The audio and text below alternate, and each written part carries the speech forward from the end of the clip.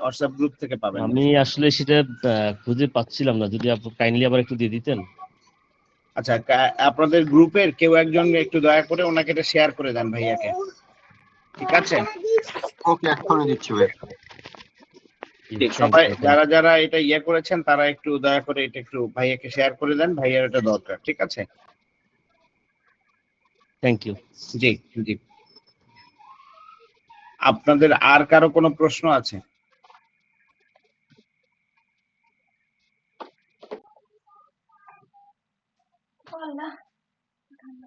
কোনো প্রশ্ন বুঝতে পারিনি বা এরকম কিছু আছে কারো কাছে?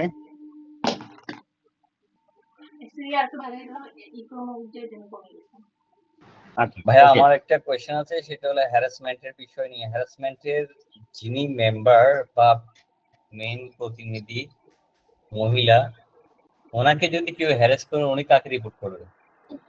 উনি এইচআর কে করবেন, বুঝতে পেরেছেন? একজন পুলিশ কর্মকর্তার ধরেন উনি বাসে করে বাসায় যাচ্ছেন, তাহলে ওনার পকেট মেরে দিল, তাই না? জি, পকেট মেরে দিল, তা বিচারপতির বাসায় ডাকাতি হইলো, কোথায় যাবে এরা? কোথায় যাবে ভাইয়া? থানায় যেতে হবে। থানায় যেতে হবে। তো সবারই অবস্থান কোথায়? একটাই মাত্র জায়গা, সেটা কি ভাইয়া? থানা। সেটা হচ্ছে এইচআর। আপনাদের সবার অবস্থান কোথায়? এইচআর নিজেও যদি ডিপ্রাইভড হয় তাহলে সেটার জন্য যাবে কোথায়? এইচআর এর কাছে। কারণ একটা প্রতিষ্ঠানের পুলিশ হচ্ছে কে বলেন তো ভাইয়া? এইচআর। একটা প্রতিষ্ঠানের পুলিশ হচ্ছে এইচআর। তো আপনাকে যেটা করতে হবে সেটা হচ্ছে সবাই কোথায় যাবে? সবাই এইচআর এর কাছে যাবে। বুঝতে পেরেছেন ভাইয়া? ক্লিয়ার? জি ভাই, ক্লিয়ার। ওকে, এবার আসেন যে বিষয়টা নিয়ে কথা বলবো সেটা হচ্ছে B fair in grievance handling.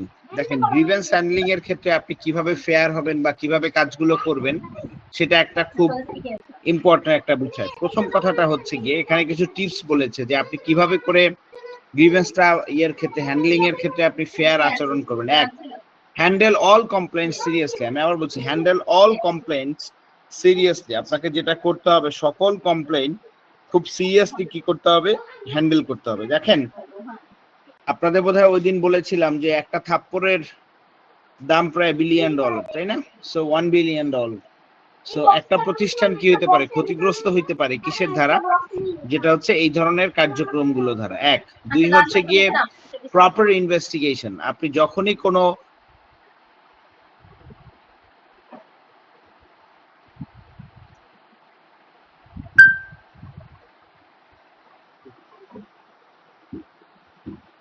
যে প্রপার ইম্পর্টেন্স দিবেন এবং সেই ক্ষেত্রে কি হবে যে আপনি প্রপারলি একজন এমপ্লয়িকে যে তার তিনি যে কমপ্লেইনটা করেছেন সেটা কি করবেন? আপনি ইনভেস্টিগেট করবেন। এবং ইনভেস্টিগেশনটা খুবই ইম্পর্টেন্ট একটা বিষয়। যে ধরেন আমি ফাঁকিবাজি করে ইনভেস্টিগেশন করলাম আর যা হওয়ার হবে, ঠিক আছে? So please don't do it. So এই জিনিসগুলো আপনাকে খুব কেয়ারফুলি হ্যান্ডেল করতে হবে। তারপরে হচ্ছে গিয়ে treat complain as respondent fairly. আমি আবার হচ্ছে কমপ্লেইনেন্ট এবং রেসপন্ডেন্ট যারা থাকবে তাদের দুইজনকেই আমি আবারও বলছি যে একটা কমপ্লেইন যিনি দিবেন এবং একটা কমপ্লেইন যার বিরুদ্ধে দিবেন, দুইজনকে একদম সমানভাবে কি করবেন? আপনি ট্রিট করবেন। যদি আপনি কোনোভাবে কি করেন যে এক পেশে কোনো কার্যক্রম পরিচালনা করেন, তো সেক্ষেত্রে যেটা হবে যে এক পেশে কার্যক্রম পরিচালনা করলে সেক্ষেত্রে কিন্তু সমস্যা আছে। আমি আবার বলছি, এক পেশে কার্যক্রম যদি আপনি করতে যান তাহলে সেক্ষেত্রে কিন্তু সমস্যা আছে। আপনাকে যেটা করতে হবে, যখন গ্রিভেন্স হ্যান্ডলিংটা করবেন তখন অবশ্যই মনে রাখতে হবে যে আপনাকে অবশ্যই দুইটা ক্ষেত্রেই, কমপ্লেইনেন্টের ট্রিটমেন্টের ক্ষেত্রে এবং রেসপন্ডেন্টের ট্রিটমেন্টের ক্ষেত্রে আপনাকে ফেয়ার হইতে হবে। আপনি যদি আনফেয়ার হন তাহলে কিন্তু সমস্যা, ঠিক আছে? সো আপনাকে 100% ফেয়ারলি এটা ট্রিট করতে হবে। তারপর বলছে রেসপন্ড প্রম্পটলি অ্যান্ড প্রোঅ্যাক্টিভলি। দেখেন, আপনি যখন কোনো প্রকার গ্রিভেন্সের কোনো বিষয় আপনার কানে আসবে, একজন আইআর ম্যানেজার হিসাবে আপনার প্রথম কাজ যেটা হবে সেটা হচ্ছে যে আপনাকে প্রম্পটলি এবং প্রোঅ্যাক্টিভ ভাবে কাজ করতে হবে। এখন দেখেন, ইদানিং কিন্তু একটা বড় ধরনের সমস্যা তৈরি হয়েছে। সমস্যাটা কি জানেন? যেটা হচ্ছে আপনারা জানেন যে আরএসসির একটা হটলাইন আছে। এবং অন্যান্য যে অর্গানাইজেশন গুলো আছে যারা ওয়াচ ডগ যাদেরকে আমরা বলি, এই ওয়াচ ডগটা কি করছে যে তারা হটলাইন চালু করে দিচ্ছে এবং ওয়ার্কাররা যখনই কি করছে যে হটলাইনে ফোন করছে, ফোন করার সঙ্গে সঙ্গে দেখা যাচ্ছে যে এটা বড় ধরনের একটা প্রবলেম তৈরি করছে। আমি আবার বলছি বেশ বড় ধরনের একটা প্রবলেম তৈরি করছে ফ্যাক্টরিগুলোর জন্য। সেক্ষেত্রে আপনাকে কি করতে হবে যে কেয়ারফুলি মাথায় রাখতে হবে, যে আপনাকে কেয়ারফুলি যে বিষয়টা মাথায় রাখতে হবে সেটা হচ্ছে যে আপনার কাছে যখনই কোনো গ্রিভেন্স আসবে অবশ্যই আপনাকে সেটা কি করতে হবে যে প্রম্পটলি এবং প্রোঅ্যাক্টিভলি আপনাকে সেটা রেসপন্সটা করতে হবে। এটা আপনাকে খুব কেয়ারফুলি মাথায় রাখতে হবে, ঠিক আছে? এটা আপনারা খুব কেয়ারফুলি মাথায় রাখবেন। এরপর আসেন ইনভলভ ইউনিয়নস। আমাদের দেশে আমরা কি করি যে আমাদের দেশে আমরা স্বাভাবিকত কি হয় যে ইউনিয়ন গুলোকে ইনভলভ করতে চাই না। আমরা স্বাভাবিকত চাই কি যে আমার ফ্যাক্টরিতে ইউনিয়ন থাকা মানে আমার জন্য আম্মু ওরুমে গিয়ে খেলো, যাও ওরুমে গিয়ে খেলো, যাও মা। সো যেটা হচ্ছে ইনভলভ ইউনিয়নের ক্ষেত্রে যে কথাটা বলা আছে সেটা হচ্ছে আপনি আমাদের দেশে স্বাভাবিকত সব যে ধরনের যেটা দেখা যায় অ্যাটিটিউডটা সেটা হচ্ছে ইউনিয়নটাকে আসলে কোনোভাবেই কি করা যাচ্ছে না যে পজিটিভ ভাবে নেওয়া যাচ্ছে না। এর কারণটা হচ্ছে আমরা ইউনিয়নটা পজিটিভ ভাবে হ্যান্ডেল করতে পারছি না বলে এই প্রবলেমটা হচ্ছে। এবং ইউনিয়নের লোকজন যেটা করছে না সেটা হচ্ছে যে তারা পজিটিভলি রেসপন্স করছে না। সো এটার ফলে যেটা হচ্ছে সেটা হচ্ছে যে ইউনিয়নকে যে আপনি ইনভলভ করবেন পজিটিভ ভাবে সেই সুযোগটা আসলে তৈরি হচ্ছে না আমাদের দেশে।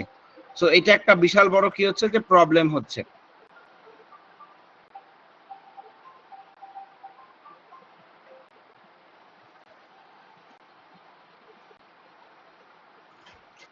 সো কি করতে হবে যে এটা কেয়ারফুলি মাথায় রাখতে হবে যে আমরা যতটা সম্ভব যে ইউনিয়নকে আমরা বেসিক্যালি যে আমরা ইউনিয়নকে ইনভলভ করার চেষ্টা করব গ্রিভেন্স হ্যান্ডলিং এর মধ্যে। কারণ কি যেটা হয় যখনই একটা আনফেয়ার জিনিসটা ফেয়ার হয়েছে না আনফেয়ার হয়েছে এটা নিয়ে যখন কোনো প্রশ্ন উঠবে সেখানে যদি ইউনিয়ন ইনভলভ থাকে তাহলে কি হয় যে আপনার পক্ষে প্রশ্নগুলো ফেস করা অনেক বেশি কি হয় ইজি হয়ে যাবে। তখন সেই জিনিসটা আপনাকে কেয়ারফুলি লক্ষ্য রাখতে হবে। তারপর হচ্ছে রেকর্ড অ্যান্ড ফাইল কনফিডেন্সিয়ালি। আমি আবার বলছি যখনই আপনি একজন আইআর ম্যানেজার হিসেবে কাজ করবেন আপনাকে মনে রাখতে হবে যে যে কোনো জিনিস আপনাকে রেকর্ড করা এবং সেটা ফাইল করতে হবে এবং সেটার ফাইলটা আপনাকে খুব যেটা হচ্ছে যে প্রপারলি আপনাকে কনফিডেন্সিয়ালিটি মেনটেন করে এটা কি করতে হবে যে রাখতে হবে। আপনি যদি কোনো কারণে কনফিডেন্সিয়ালিটি ব্রেক করেন আপনি চিন্তাও করতে পারবেন না যে আপনি কত বড় একটা প্রবলেম জেনারেট করবেন অর্গানাইজেশনের জন্য। সো আপনাকে কি করতে হবে খুব কেয়ারফুলি মাথায় রাখতে হবে যে যখনই আপনি কি করবেন যে এই ধরনের কোনো কাজ করবেন অর্থাৎ অর্গানাইজেশনের কোনো ফাইল বা কোনো রেকর্ড যদি আপনি কনফিডেন্সিয়ালিটি মেনটেন করতে চান তাহলে সেক্ষেত্রে যে কোনো রেকর্ড বা ফাইলের ক্ষেত্রে কনফিডেন্সিয়ালিটি মেনটেন করাটা আপনার জন্য এক প্রকার মনে করবেন যে ফরজ। কারণ আপনার কাছে আপনি আইআর ম্যানেজার হিসাবে যখন কমপ্লেক্স ম্যাটার্স গুলো আপনারা ডিল করবেন তখন কি হবে যে কমপ্লেক্স ম্যাটার্স গুলো যখন আপনারা ডিল করবেন তখন কিন্তু আপনাদের কাছে খুব কনফিডেন্সিয়াল ইনফরমেশন আসবে। সো এগুলো যদি আপনারা কনফিডেন্সিয়ালি মেনটেন করতে না পারেন তাহলে কিন্তু বড় ধরনের ঝামেলায় পড়বেন আপনার অর্গানাইজেশন গুলোর ক্ষেত্রে।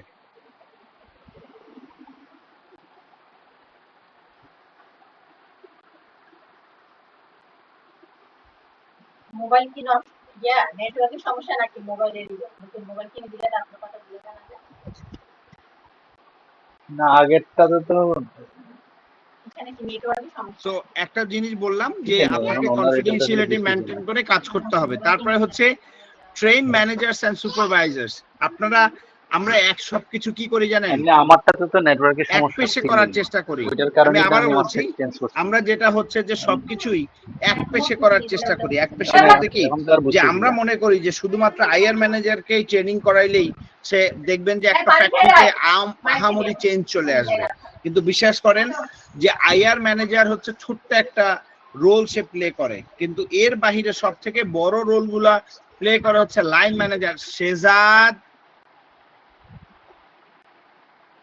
বাবা দুষ্টামি করে না। না বই শেষ এই যেটা হচ্ছে যে আইআর ম্যানেজার কি করে একটা ছোট রোল প্লে করে আর আর যেটা হচ্ছে যে সুপারভাইজাররা সুপারভাইজার এবং লাইন ম্যানেজাররা বিশাল বড় রোল প্লে করে। সো আপনাদেরকে যেটা করতে হবে, যে সব থেকে ইম্পর্টেন্ট যে বিষয়টা আপনাকে মাথায় রাখতে হবে, সেটা হচ্ছে অর্গানাইজেশনে গ্রিভেন্স হ্যান্ডলিং এর ক্ষেত্রে অর্গানাইজেশন গুলোতে গ্রিভেন্স হ্যান্ডলিং এর ক্ষেত্রে আপনাকে কেয়ারফুলি কি করতে হবে, যে এই যে ম্যানেজার্স যারা আছে এবং সুপারভাইজার্স যারা আছে তাদেরকে যেটা করতে হবে সেটা হচ্ছে আপনার ট্রেনিং করাইতে হবে এবং বাধ্যতামূলকভাবে তাদেরকে আপনি স্কিল হিসেবে গড়ে তুললে দেখবেন যে আপনার অর্গানাইজেশনে আইআরটা খুব ভালোভাবে কাজ করবে এবং আপনার অর্গানাইজেশনের যে গ্রিভেন্সের যে পার্টটা, সেই পার্টের ক্ষেত্রে কি করতে পারবেন, যে আপনি অনেক বড় একটা ইম্পর্টেন্ট রোল প্লে করতে পারবেন। সো এই জিনিসগুলো আপনাকে কেয়ারফুলি মাথায় রাখতে হবে in terms of handling grievance.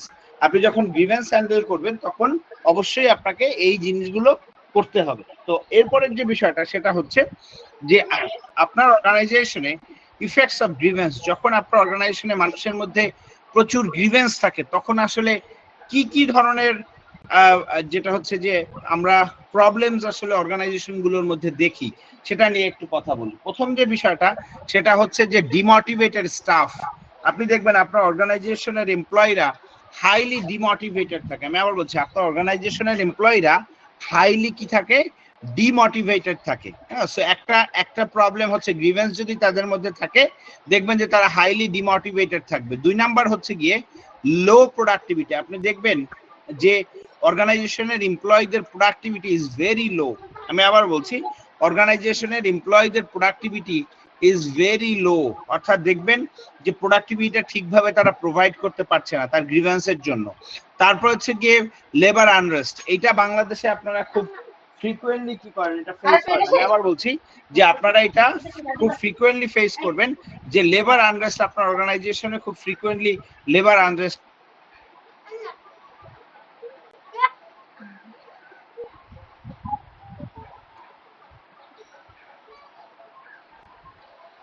যেটা হবে, আপনি খুব ফ্রিকোয়েন্টলি দেখবেন যে লেবার আনরেস্ট হচ্ছে। এবং আমাদের দেশের মালিকরা শুধু এটাই দেখে যে লেবার আনরেস্ট হচ্ছে, কিন্তু এই লেবার আনরেস্ট হওয়ার যে কারণগুলো, সেই কারণগুলো তারা কি করেন না, অ্যাড্রেস করেন না। এটা খুব সিরিয়াস একটা প্রবলেম, যেটা করতে হবে, কারণগুলো তাদেরকে অ্যাড্রেস করতে হবে। তারপরের যে বিষয়টা সেটা হচ্ছে অ্যাবসেন্টিজম। অ্যাবসেন্টিজমের ক্ষেত্রে যে বিষয়টা আছে সেটা হচ্ছে অ্যাবসেন্টিজমটা আমাদের দেশে দেখবেন যে ওয়ার্কাররা যখনই আপনার এখানে একটা এমপ্লয়ীদের মধ্যে গ্রিভেন্স তৈরি হয় তখন দেখবেন যে এমপ্লয়িরা এই ধরনের প্রবলেমগুলোকে বাইপাস করার জন্য তারা প্রচুর পরিমাণে অ্যাবসেন্টিজম করে, অর্থাৎ তারা অ্যাবসেন্টিজম বাড়িয়ে দেয় এবং অ্যাবসেন্টিজমের ফলে যে প্রবলেমটা হয় সেটা হচ্ছে যে আপনার অর্গানাইজেশনের প্রোডাক্টিভিটি তখন কমতে থাকে। তো এটা একটা বিশাল প্রবলেম হয়। তারপর হাই রেট অফ অ্যাট্রিশন, অর্থাৎ প্রচুর পরিমাণে লোকজন দেখবেন যে চাকরি ছেড়ে চলে যাচ্ছে। একটা প্রতিষ্ঠানে যদি একটা খারাপ ম্যানেজার আসে কোনো ডিপার্টমেন্টে, দেখবেন যে ওই ডিপার্টমেন্ট থেকে সমান এমপ্লয়িরা চাকরি ছেড়ে চলে যাচ্ছে। So high rate of attrition এটা একটা খুবই একটা ইম্পর্টেন্ট বিষয়, এটা আপনাকে খুব কেয়ারফুলি মাথায় রাখতে হবে যে হাই রেট অফ অ্যাট্রিশনের যে বিষয়টা সেটা। তারপর হচ্ছে strain the supervisor and subordinate relationship. আপনি দেখবেন যে সিনিয়র জুনিয়রের যে সম্পর্কটা সেটা খুব বড়ভাবে কি হচ্ছে, ক্ষতিগ্রস্ত হচ্ছে অর্গানাইজেশনের মধ্যে শুধুমাত্র গ্রিভেন্সের কারণে। তারপর হচ্ছে reduces employee morale and commitment. এমপ্লয়ীদের দেখবেন যে মানসিক যে শক্তি বা ক্ষমতাটা এটা দেখবেন যে কমতে থাকে, অর্থাৎ অর্গানাইজেশনে এমপ্লয়ীদের যে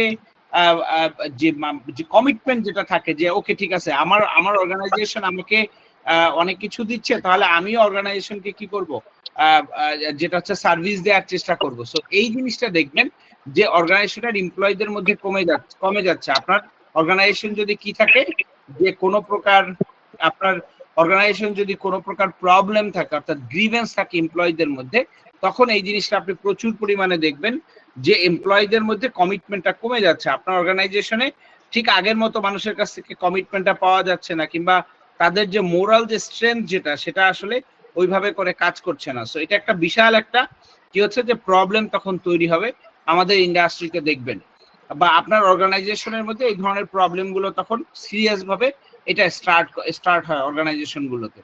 তো এটা একটা বিষয়। আর একটা বিষয় হচ্ছে গিয়ে যেটা হয় যে আপনার অর্গানাইজেশনের ক্ষেত্রে increase in wastage and cost. আপনি দেখবেন আপনার অর্গানাইজেশনের ওয়েস্টেজ প্রচুর পরিমাণে বেড়ে যাচ্ছে এবং আপনার বিজনেস কস্ট, নর্মাল যে বিজনেস কস্ট থাকে সেটা সিরিয়াস পরিমাণে বেড়ে যাচ্ছে, অর্থাৎ অত্যাধিক পরিমাণে সিরিয়াস পর্যায়ে গিয়ে কি হয় যে আপনার বিজনেস কস্টটা বেড়ে যায়। তো বিজনেস কস্ট বেড়ে গেলে আসলে যেটা হয় যে আপনার পক্ষে প্রফিটটা তখন লো হয়ে যায়। তখন মালিকরা কি হয় যে আস্তে আস্তে তারা রিয়েলাইজ করে যে ঠিক আছে ব্যবসাটা বোধহয় এবার বন্ধ করে দিতে হবে। কিন্তু দেখেন এই ছোট বিষয়টা তৈরি হয় কোথা থেকে? গ্রিভেন্স থেকে। দেখবেন যে তাকে কেউ ভয় দেখাচ্ছে, তারা বিভিন্নভাবে গালিগালাজ করছে, এবং একটা মালিকদেরকে সবসময় নজর রাখতে হয় যে তারা অর্গানাইজেশনের মধ্যে যাতে গ্রিভেন্সটা কি হতে পারে যে বাড়তে না পারে, এই জন্য সবসময় গ্রিভেন্স মেকানিজমটা অ্যাক্টিভ থাকা উচিত। দেখেন আমাদের দেশে যেটা হয় যে আমাদের দেশের মালিকরা আসলে এই জিনিসগুলো নিয়ে এখন কিছুটা অ্যাওয়্যার, কিন্তু ম্যাক্সিমাম ক্ষেত্রে আমরা দেখেছি যে আমাদের মালিকরা আসলে এইগুলো তারা বুঝতেও পারেন না। তো এই জন্য যেটা হয় যে তারা আসলে বিজনেসম্যান, তারা আসলে ব্যবসা করবে, তাদের কাজই হচ্ছে এটা। কিন্তু আমরা যেটা হচ্ছে যে মিড ম্যানেজমেন্ট বা অন্যরা যারা আছে তারা আসলে বেসিক্যালি ম্যানেজমেন্টকে এই জিনিসগুলো যেটা হচ্ছে যে প্রপার যে ইনফরমেশন গুলো তাদের কাছে দেয়া, সেগুলো ফলো আপ করা, এই ধরনের বিষয়গুলো আমরা কি করি অধিকাংশ ক্ষেত্রেই যে এই যে ইফেক্টস যেগুলো আছে, যে ফলাফল, যে নেগেটিভ ইম্প্যাক্ট গুলো আমরা কি করি না যে তাদেরকে আসলে ইনফর্ম করি না। এটা একটা বিশাল বড় প্রবলেম আমাদের ইন্ডাস্ট্রির জন্য। সো আমি আশা করছি যে আপনাদের এই দুটো জিনিস বোঝাতে পেরেছি। আপনাদের কারো কি কোনো প্রশ্ন আছে, বুঝতে পারিনি এমন কোনো বিষয় কি আছে? কেউ কি আছেন আপনাদের মধ্যে যিনি বুঝতে পারেননি বা কোনো কিছু জানতে চাচ্ছেন? যদি কারো কোনো প্রশ্ন থাকে একটু কষ্ট করে আমাকে বলেন। স্যার শুনতে পাচ্ছেন সবাই আমাকে? স্যার আসসালামু আলাইকুম। জি শোনা যাচ্ছে স্যার। স্যার আমার একটা কোশ্চেন ছিল স্যার।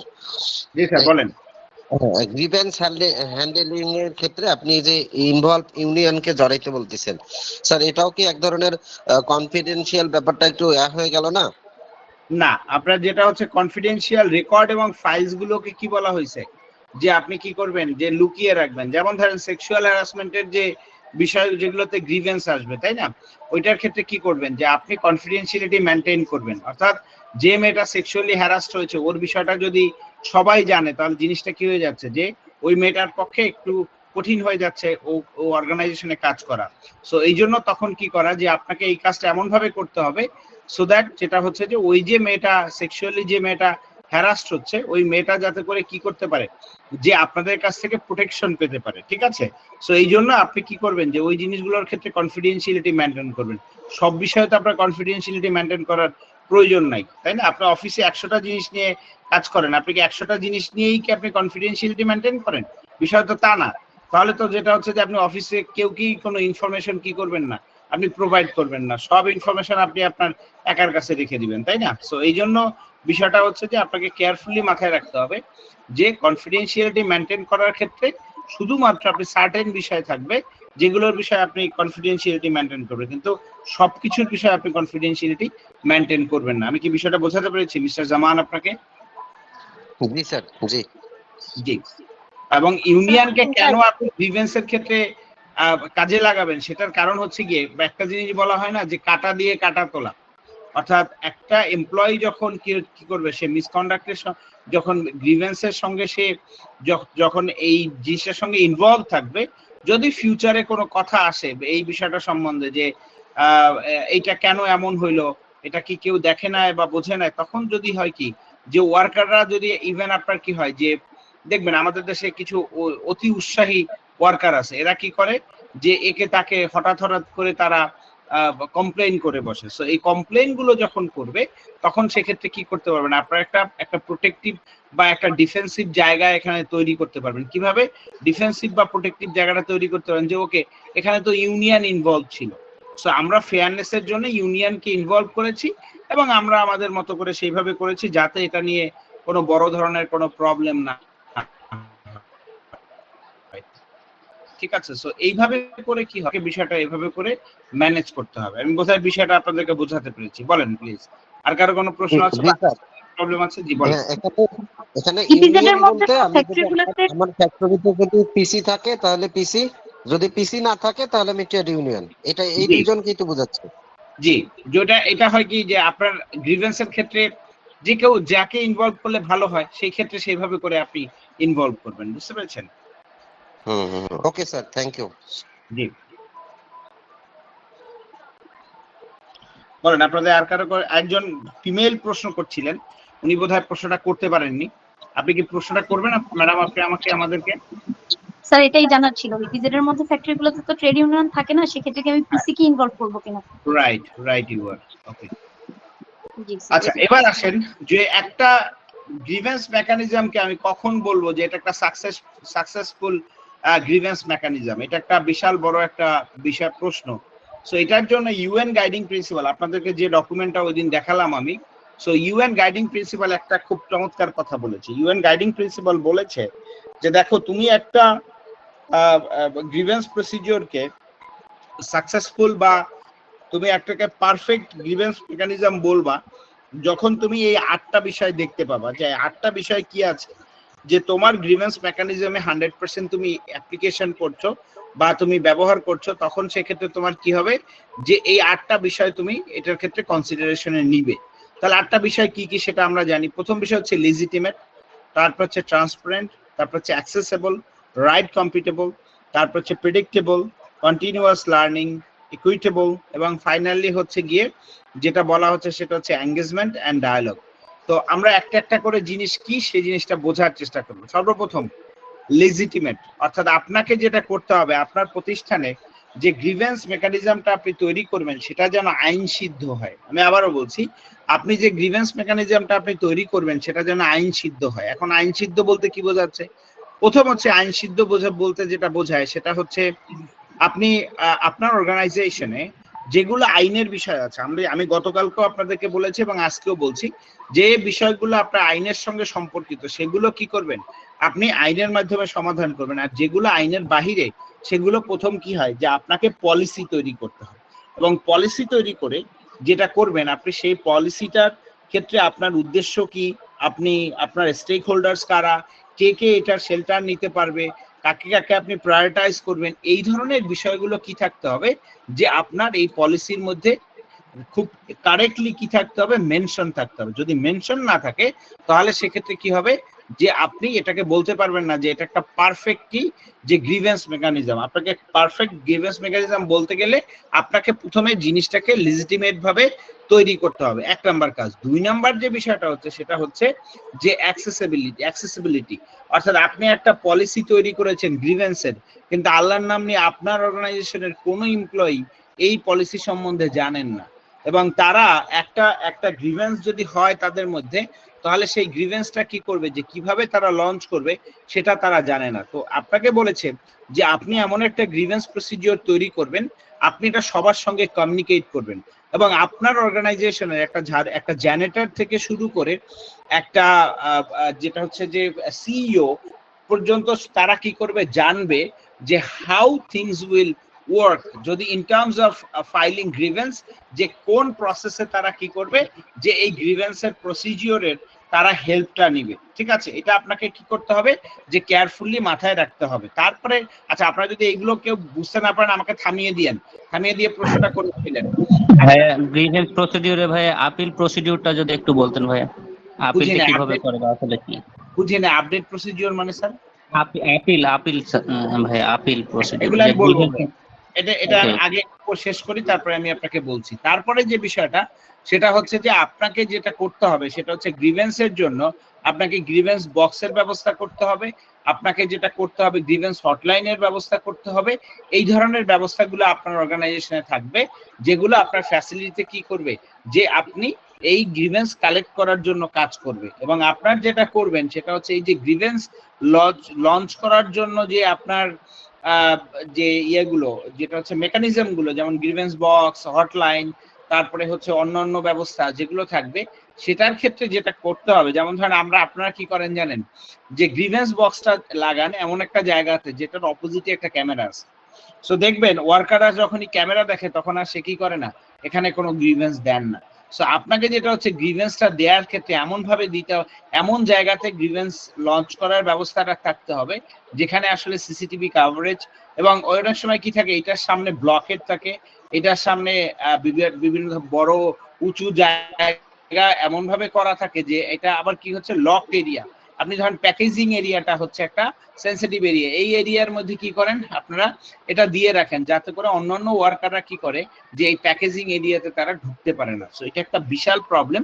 সো আপনাদের কি করতে হবে, এই জিনিসটা কেয়ারফুলি লক্ষ্য রাখতে হবে। তো অ্যাক্সেসিবিলিটি গেল, কোনো রুলস আছে? এটা কোনো রুলস আছে কোনটা? যে গ্রিভেন্স বক্স কোথায় বসাতে হবে?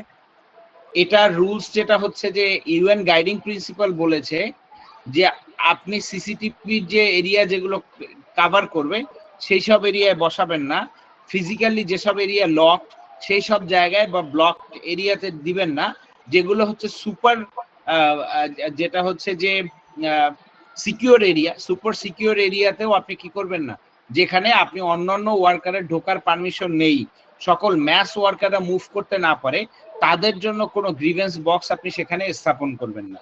সব থেকে ভালো হচ্ছে কি আপনি যেটা করবেন সেটা হচ্ছে যে সব জায়গাতে ওয়ার্কাররা নিজের চিন্তায় একদম নিশ্চিন্তে সে কি করতে পারবে, যে গ্রিভেন্স ফেলতে পারবে, সেই সব জায়গাতে আপনি কি করবেন, এই ধরনের বক্স গুলো বসাবেন। ঠিক আছে, ক্লিয়ার? এই পর্যন্ত তো যত অডিটর আসছে আমাদের বক্স থেকে তো বলতে পারে নাই। সরি, যত প্রকার অডিট ফেস করছি এ পর্যন্ত কেউ গ্রিভেন্স বক্সের পয়েন্টটা বলে নাই। গ্রিভেন্স বক্সের পয়েন্টটা বলে নাই ভাইয়া। এই জন্য যেটা হয় ভাইয়া, আমি তো আসলে নিজের অনেক বড় পণ্ডিত বলবো না বা অনেক কিছু বলবো না, কিন্তু একটা জিনিস বলবো ভাইয়া, যেটা হয় যে আপনাদের যে ডকুমেন্টেশনটা, এই ডকুমেন্টেশনটা আপনারা কাজ করবেন ভাইয়া। এই যে ডকুমেন্টটা আপনাদেরকে আমি হোয়াটসঅ্যাপে দিচ্ছি, এই ডকুমেন্টটা একটু কষ্ট করে আপনারা যেটা করবেন সেটা হচ্ছে আপনারা সবাই একটু পড়বেন। এই ডকুমেন্টটা 27 থেকে অনওয়ার্ডস পড়বেন। পড়লে দেখবেন যে এই যে আমি যে বিষয়গুলো বললাম এগুলো এখানে লেখা আছে। যদি আপনি এই জিনিসগুলো কি করেন, যদি না পড়েন, তাহলে আসলে সেক্ষেত্রে কি হবে যে আপনি অনেকে এক একজন কি করবে, যে আপনি ধরেন আমার ট্রেনিং করলেন, আরো 5 জন ট্রেনারের করলেন, সো এক একজন ট্রেনার কি করে এক এক ভাবে আপনাকে শেখায়। কিন্তু আমি যে ব্যক্তিগতভাবে যে কাজটা করি ভাই, সেটা হচ্ছে যে আমি প্র্যাকটিক্যাল ওয়েটা ফলো করার চেষ্টা করি। কারণ আপনাকে আমি একটা জিনিস শেখালাম যেটা আপনার কাজের সঙ্গে কোনো মিললো না, সো আপনি কি হচ্ছে দিন শেষে আসলে আপনার জন্য ওই জিনিসটা কোনো কাজে আসবে না। কিন্তু আমি আপনাকে এমন একটা জিনিস আমার পড়াতে হবে বা শেখাতে হবে যে জিনিসটা আসলে আপনার প্র্যাকটিক্যাল লাইফে কাজে লাগে। ঠিক আছে, সো আমি ওইভাবে করে আসলে কি করছি যে আপনাদেরকে জিনিসটা শেখানোর চেষ্টা করছি। সো আমি আশা করি যে আপনারা সেটা সেভাবে বুঝতে পারবেন। আর এই যে জিনিসগুলো আপনাদেরকে আমরা বলছি, এগুলো কিন্তু টোটালটাই কি আছে যে আমার এই ইয়েতে বলে দেয়া আছে, যেটা হচ্ছে ইউএন গাইডিং প্রিন্সিপালে 27-এর পর থেকে অনওয়ার্ডস এই কথাগুলো বলা আছে। আমি আশা করি যে আপনি ওই জায়গাটা আর একটু পড়লে আরো বেশি ক্লিয়ার হবেন বিষয়টা, বুঝতে পেরেছেন? সো আমি আমার দিক থেকে যতটুকু জায়গা আপনাকে কভার করে বলার কথা, অতটুকু জিনিস আমি কি করছি আপনাকে কভার করে বলে দিচ্ছি। এবার আসেন প্রেডিক্টেবল জিনিসটা হচ্ছে, দেখেন আমাদের লাস্ট যে গভর্নমেন্ট ছিল আওয়ামী লীগের, তো আমরা সবাই বুঝতেছিলাম যে ভিতরে ভিতরে কিছু একটা জিনিস হচ্ছিল, কিন্তু একটা জিনিস খুব বড় আকারে ফুটে উঠেছিল, সেটা হচ্ছে ললেসনেস। ললেসনেস বলতে জিনিসটা বোঝাচ্ছিল যেমন ধরেন যে আমাদের আপনাদের তখন মনে থাকবে যে মাঝখানে একটা সময় উঠে আসছিল যে আওয়ামী লীগের একজন নেতাকে, আপনাদের মনে আছে কিনা, যে যেটা হচ্ছে যে সবুজবাগ রেল গেটে গুলি করে মারা হয়েছিল এবং ওই সময় একটা মেয়ে গুলিবিদ্ধ হয়েছিল। আপনাদের মনে আছে কিনা আমি জানি না। সেই ঘটনায় যদি আপনি মনে করেন, তাহলে সেক্ষেত্রে আপনি মনে করে দেখবেন ওই মেয়েটার বাবা ঢাকা মেডিকেলের মর্গে দাঁড়িয়ে এসে বলেছিল যে আমি গরিব মানুষ, আমি জানি এই হত্যার বিচার আমি পাবো না, তো আমি কার কাছে এই হত্যার বিচার দিব? সো আমি কোনো মামলা করব না। এখন দেখেন খুব খুব সিম্পল একটা কথা, খুব প্লেন একটা কথা, কিন্তু জানেন এটা this is a very worrying thing. Worrying মানে হচ্ছে খুবই চিন্তার বিষয়। কেন জানেন? কারণ হচ্ছে কি একটা রাষ্ট্রের কাছে যখন আপনি বিচার চেয়ে বিচার পাবেন না, এবং সেটা যখন আপনি লোকসম্মুখে বলবেন যে আমি আসলে এটার বিচার তো পাবো না, তাহলে আমার এই বিচার চেয়ে তো কোনো লাভ নেই। সো এই জিনিসটা আসলে একটা রাষ্ট্রের কাছ থেকে এক্সপেক্ট করা যায় না। এটা আসলে খুবই খুবই খুবই প্রবলেমেটিক একটা বিষয় যে রাষ্ট্রের কাছ থেকে আপনি বিচার পাবেন না। সো এখন যেটা হচ্ছে এই প্রেডিক্টেবল, আমি কি করছি যে আমি অনুমান করতে পারছি যে আমি বিচার পাবো না। সো আপনি যদি অর্গানাইজেশনে এমন একটা কালচার তৈরি করেন যে যেখানে আসলে বেসিক্যালি কি হয় যে আপনি জানেন আপনি একটা কমপ্লেইন, আপনি একটা গ্রিভেন্স দিলেন, কিন্তু আপনি জানেনই না যে ওই গ্রিভেন্স সম্বন্ধে কি হলো। এই জন্য সব থেকে স্মার্ট জিনিস হচ্ছে দেখেন, একটা গ্রিভেন্স যখন জমা পড়বে এই সেই গ্রিভেন্সটা আপনি ইনভেস্টিগেট করছেন এবং সেটা রেজাল্ট কি হলো এটা আপনি স্টেপ বাই স্টেপ কি করবেন যে আপনি একটা গ্রিভেন্স বোর্ড করলে সব থেকে ভালো হয়। এই গ্রিভেন্স বোর্ডের মধ্যে আপনি নিয়মিত আপডেট দিবেন যে গত এত তারিখে আমরা এই বক্স থেকে এত নাম্বার বক্স থেকে একটা কমপ্লেন পেয়েছি, এটা পেয়েছি এই বিষয়। সো এই বিষয়ে আমরা কাজ করছি এবং আগামী এতদিনের মধ্যে একটা রেজাল্ট পাওয়া যাবে। সো আমি যখন দেখবো, আমি যখন এই গ্রিভেন্সটা ফাইল করেছি, তখন আমি যখন দেখবো যে ওকে যেটা হচ্ছে what I have said diabetes মাপি দিবে or what I have raised, যেটা হচ্ছে যে এটা নিয়ে অর্গানাইজেশন কি করছে, কাজ করছে।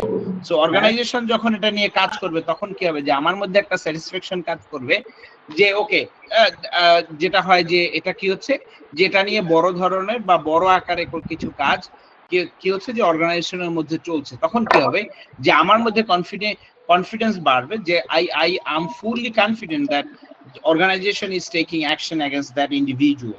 সো তখন কি হয় যে মানুষের বিচারের প্রতি কি হয় যে আপনার আস্থাটা ফিরে আসে। দেখবেন বাংলাদেশে যেটা হয় যে আপনি একটা লোক যখন থানায় যাওয়ার পরে যদি তার ফোনটা বা তার হারিয়ে যাওয়া জিনিসটা যদি সে পেয়ে যায় খুব তাড়াতাড়ি, তখন দেখবেন যে সে টিভি সাক্ষাৎকারে খুব ডিলাইটেড থাকে এবং সে বলে যে বাংলাদেশের পুলিশ যে আমাকে এই ফোনটা বা এই জিনিসটা উদ্ধার করে দিবে এটা আসলে আমি কখনোই কি করি নাই, আশা করিনি। সো এই ধরনের বিষয়গুলো যখন দেখবেন যে আমি আশা করিনি, আমি বুঝি, তখন মানুষ কি হয় জানেন, ও যে এই বিচারটা পেয়েছে এটা আসলে ওর কাছে প্রেডিক্টেড ছিল যে ও আসলে বিচারটা পাবে না। সো কিন্তু ও বিচারটা পেয়েছে, এটা আসলে ওর কাছে একটু আনপ্রেডিক্টেড লাগতেছে। সো এই যে প্রেডিক্টেবল জিনিসটা, আপনি যখন আপনার প্রতিষ্ঠানে একটা গ্রিভেন্স প্রসিডিওর করবেন এবং আপনি টাইম টু টাইম এমপ্লয়ীদেরকে জানাবেন, তখন এমপ্লয়ীদের মধ্যে একটা প্রেডিক্টেবিলিটি আসবে যে না, আমি বিচার চাইলে বিচার পাই, আমি তাহলে অবশ্যই কি করবো, আমি বিচার চাইবো। সো এই জিনিসটাকে আসলে বেসিক্যালি প্রেডিক্টেবল বলা হয়েছে। সো এটা বেসিক্যালি আপনি এনশোর করবেন কিভাবে, ওই যে বললাম আপনার যেটা হচ্ছে গ্রিভেন্স রেজিস্টারে আপনি এনরোল করলেন, তারপর হচ্ছে স্ক্রিনিং করলেন, ইনভেস্টিগেটিং করলেন, কমিউনিকেশন করলেন এবং অ্যাকশন নিলেন। এই জিনিসগুলো স্টেপ বাই স্টেপ আপনি এমপ্লয়ীদেরকে জানাবেন। জানালে জিনিসটা কি হবে যে আপনার জন্য আসলে বেসিক্যালি জিনিসটা ফ্রুটফুল হবে। সো এইটা হচ্ছে গিয়ে খুবই ইম্পর্টেন্ট একটা বিষয়। এরপরের যে বিষয় সেটা হচ্ছে ইকুইটেবল জিনিসটা হচ্ছে গিয়ে একটা জিনিস মনে রাখবেন, ইকুইটেবল একটা জিনিস হচ্ছে গিয়ে ইকুয়াল আর হচ্ছে ইকুইটেবল, দুইটা জিনিসের মধ্যে একটা ছোট্ট পার্থক্য আছে। যেটা হচ্ছে যে আপনি একটা জিনিস হচ্ছে ইকুয়াল, সবার জন্য সমান। তো একটা তিনটা সাইজের লোক যদি একই জায়গায় দাঁড়ায়, তাহলে তিনটার সাইজের লোক এক জায়গায় যখন দাঁড়াবে তখন কি হবে যে একজন ছোট একজন লম্বা, তখন দেখবেন কি যে যার হাইট যত বেশি সে তত বেশি কি হচ্ছে বেনিফিট নিচ্ছে। কারণ ধরেন একটা দেয়ালের উপর দিয়ে তাকানোর ক্ষেত্রে, আর যদি আপনি বলেন ইকুইটেবল, তাহলে যে খাটো তার জন্য যে যতটুকু হাইটের চেয়ার দরকার ততটুকু হাইটের চেয়ার দেওয়া হবে, যে লম্বা তার জন্য ঠিক যতটুকু ওই দেয়ালের অপর পাশের ছবিটার বা জিনিসটা দেখার জন্য যতটুকু হাইট দরকার ততটুকু হাইট কি করা হবে যে এনশোর করা হবে। সো এই জিনিসগুলো, এই দুটোর যে পার্থক্যটা হচ্ছে equality and equitable. So equitable দুই জিনিসটা আসলে দুটো আলাদা বিষয়। তো এখান দেখেন যে ইউএন গাইডিং প্রিন্সিপাল যখন এটা বলেছে যে ইকুইটেবল, আপনার ইয়েটা কি হইতে হবে যে আপনার যে গ্রিভেন্স মেকানিজমটা আপনি তৈরি করবেন সেটা অবশ্যই কি হইতে হবে, ইকুইটেবল হইতে হবে। সেখানে বলেছে যে এই ফ্যাসিলিটিতে একটা গ্রিভেন্স ডিসপোজাল কমিটি থাকবে, এক। দুই নাম্বার বিষয় হচ্ছে গিয়ে আপনি যে গ্রিভেন্স কমিটি যদি কোনো কাইন্ড অফ যেটা হচ্ছে হেল্প আপনার কাছ থেকে দরকার হয়, ইভেন যদি কোনো এমপ্লয়কে টার্মিনেট করা প্রয়োজন হয় অথবা ভিকটিম লিগ্যাল সাপোর্টটা প্রয়োজন হয়, কি করবেন আপনি সেটা তাকে প্রোভাইড করবেন। তারপরে বলেছে যে সে কি করবে যে এই যে গ্রিভেন্স যে কমিটিটা আছে এই কমিটির মধ্যে ওয়ার্কার্স এবং ম্যানেজমেন্টের ইকুয়াল রিপ্রেজেন্টেশন থাকতে হবে। হ্যাঁ, তারপরে বলেছে যে গ্রিভেন্স বক্স যখন ওপেন করা হবে সেখানে ওয়ার্কারের রিপ্রেজেন্টেশন থাকতে হবে। তারপরে যেটা বলেছে সেটা হচ্ছে the convict Gates the opportunity to prove innocent, অর্থাৎ যে ব্যক্তির বিরুদ্ধে কমপ্লেইন এসেছে, আমি একটু আগে পড়েছি না যে আপনি কি করবেন যে ফেয়ার একটা ট্রিটমেন্ট দিবেন দুইজনকেই, অর্থাৎ এখানে কমপ্লেইনেন্ট এবং যেটা হচ্ছে রেসপন্ডেন্ট দুইজনকে আপনি সমান অপরচুনিটি দিবেন। সো এই জিনিসটা কি হচ্ছে যে এখানেও বলে দেওয়া আছে যে আপনাকে ইকুয়াল অপরচুনিটি তাদেরকে দিতে হবে।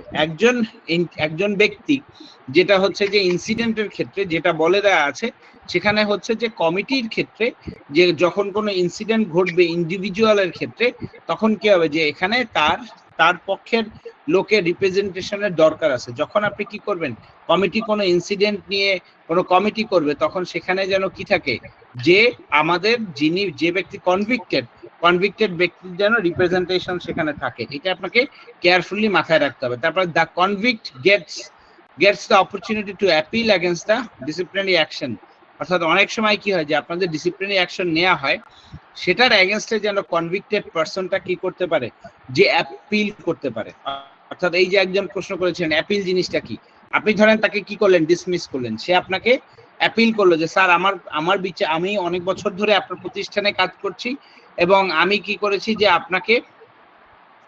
আপনার এখানে অনেক বছর ধরে কাজ করে আমি স্যার আপনার এখানে খুব সুনামের সঙ্গে কাজ করেছি কিন্তু ভুলে আমি একটা কাজ করে ফেলেছি এবং যার কারণে আমাকে কি করা হয়েছে একটা শাস্তি দেওয়া হয়েছে, ডিসমিস করা হয়েছে। স্যার আমাকে যেটা করেন সেটা হচ্ছে যে আমার শাস্তিটা কমিয়ে আমাকে রিমুভাল করেন। রিমুভাল করলে সেক্ষেত্রে আমি একটা আর্থিক বেনিফিট পাবো যেটা আমার জন্য পর্যাপ্ত পরিমাণ। সো আপনাকে অ্যাপিল করবে, আপনি অ্যাকর্ডিংলি যেটা করবেন সেটা হচ্ছে অ্যাপিলটাকে আপনি চেষ্টা করবেন এন্টারটেইন করার জন্য। যদি আপনি নাও পারেন তাও আপনি তাকে জানাবেন যে দেখেন আমি আপনার এই যে রিকোয়েস্টটা সেটাকে আমরা এন্টারটেইন করতে পারলাম না। সো এই জিনিসটাকে বলা হচ্ছে ইকুইটেবল। অর্থাৎ যেটা হচ্ছে একজন অপরাধীর যেমন একটা অধিকার আছে, একজন যার বিরুদ্ধে অপরাধটা হয়েছে তারও একটা অধিকার আছে কি থাকা যে আইনের কাছে তার একটা যেটা হচ্ছে সে আছে যে ভাই তুমি আমাকে যেটা হচ্ছে যে একজন অপরাধী বলে তুমি আমাকে লিগ্যাল প্রোটেকশন দিবে না কিংবা আমি একজন ভিকটিম বলে তুমি আমাকে লিগ্যাল প্রোটেকশন দিবে না, এটা হবে না।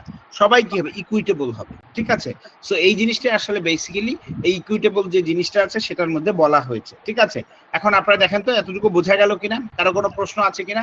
যিনি জি ভাই আমার একটা জানার ছিল। কোশ্চেন ছিল, বলেন। আচ্ছা কমল ভাই, কোশ্চেন যেটা হচ্ছে মানে মিসকন্ডাক্ট রিলেটেড যে অ্যাক্টিভিটি গুলো আছে এগুলো তো ইনকোয়ারি কমিটির মাধ্যমে আসলে এক্সিকিউশন হবে। আর গ্রিভেন্সের যে পার্টগুলো মানে গ্রিভেন্স কমিটি যদি এটাতে কোনো ধরনের যদি স্যাটিসফ্যাক্টরি আপডেট বা ফিডব্যাক না পায় সেক্ষেত্রে তো আসলে রেজ করবে। প্রসিডিউরটা তো আসলে এরকমই হওয়া উচিত, রাইট? ভাইয়া যেটা হয় যে গ্রিভেন্স আপনার কাছে যে কোনো ধরনের আসতে পারে, তাই না?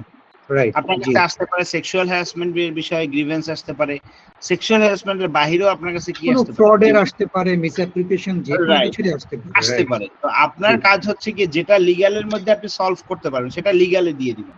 কিন্তু যেটা আসলে লিগ্যাল ম্যাটার্স না, অর্থাৎ এমন সব বিষয় যেমন ধরেন আমার বস আমাকে অফার করেছে যে তুমি আমার বাসায় এই জিনিসটা পৌঁছে দিবে, হ্যাঁ, কালকে সকালে। তো এখন যেটা হচ্ছে যে এটা তো আমার অফিসের কাজ না, কিংবা আমার বস যদি আমাকে মিসডিরেক্ট করে এটার জন্য আমি আমার বসের বিরুদ্ধে ব্যবস্থা নিতে পারবো না, পারবো? জি জি, এগ্রিড ভাই। আমি এই জন্যই কিন্তু কোশ্চেন করেছি, মানে স্পেসিফিক মিসকন্ডাক্টে যে রিজন বিহাইন্ড গুলো আছে এগুলো নিয়ে তো আসলে তো গ্রিভেন্সে কমিটি তো কোনো ধরনের এক্সিকিউশনে যেতে পারবে না। গ্রিভেন্স কমিটি কোনো এক্সিকিউশনে যাবে না, কিন্তু গ্রিভেন্স কমিটি এক্সিকিউশনে যাবে ওই বিষয়ে flag raise to the concern HR কে জানাতে পারে বা মালিক পক্ষকে জানাবে যে আমি সেটাই আর কি confirm. Thank you. Okay thank you ভাইয়া। গ্রিভেন্স ডিসপোজাল কমিটির রেফারেন্সটা কাইন্ডলি যদি বলতেন, বা আসলে এটা কোন কোন বিষয়গুলো। আপনারা যারা রেফারেন্স খুঁজতেছেন তারা দয়া করে এই ডকুমেন্টটা পড়বেন। এই যে ইউএন গাইডিং প্রিন্সিপাল দেখতে পাচ্ছেন on business and human rights, এইটার মধ্যে সুন্দর করে এই কমিটি থেকে শুরু করে যাবতীয় সব কিছু রেফারেন্স আছে এই ডকুমেন্টে। এখানে ভাই কোন কোন অভিযোগগুলো মূলত এই কমিটি হ্যান্ডেল করবে?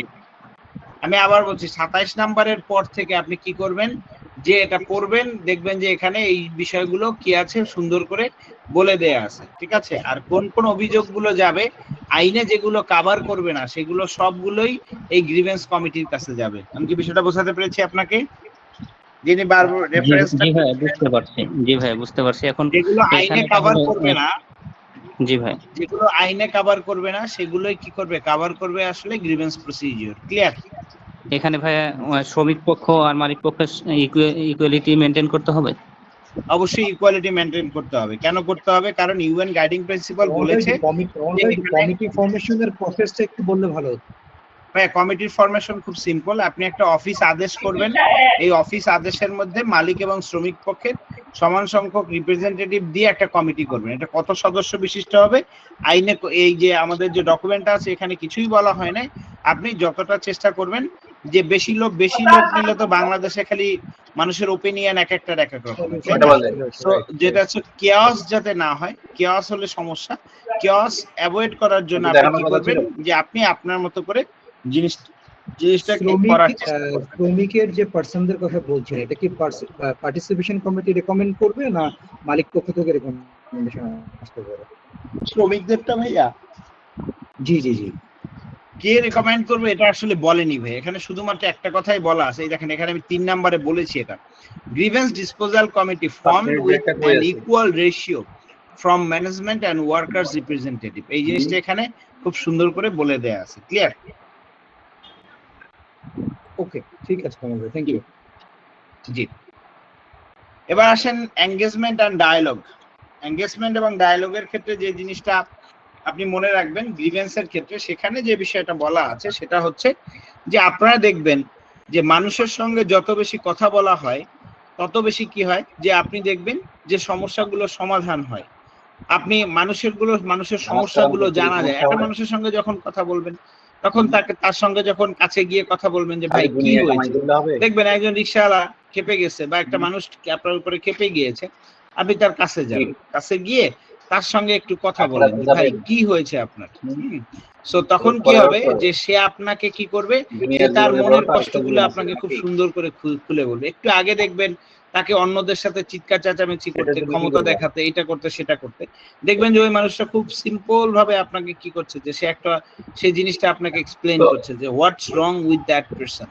সো আপনি কি করবেন যে এঙ্গেজমেন্ট এন্ড ডায়ালগ আপনাকে কি করতে হবে আপনাকে কি করতে হবে যে ফ্রিকোয়েন্টলি সার্ভে করতে হবে। ফ্রিকোয়েন্টলি সার্ভে করে কি করতে হবে যে তাদের আসলে বেসিক্যালি কি ধরনের প্রবলেম হচ্ছে, ফ্রিকোয়েন্টলি সার্ভে করলে যে আপনি বুঝতে পারবেন যে তাদের কি ধরনের প্রবলেম হচ্ছে, কি ধরনের সমস্যাগুলো তারা টাইম টু টাইম ফেস করছে।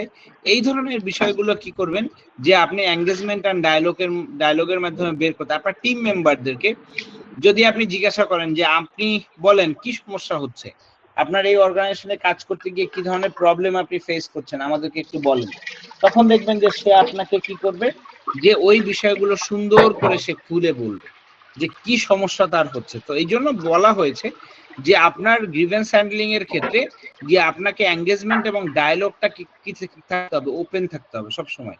এবং আপনাদের টিম মিটিং গুলো যেগুলো হবে সেটার মধ্যে লাস্টে জিজ্ঞাসা করা যে ভাই কি সমস্যা হচ্ছে তোমার এখানে কাজ করতে বা কি ইস্যু হচ্ছে, সেগুলো দেখবেন যে বলবে। অনেক সময় এমপ্লয়িরা কি করে জানেন, দেখবেন যে অন্য টিমের একজন বস যেটা হচ্ছে যে তাকে কি করেছে যে হয়তো সকালে বকেছে, তার মনটা সারাদিন খুব খারাপ।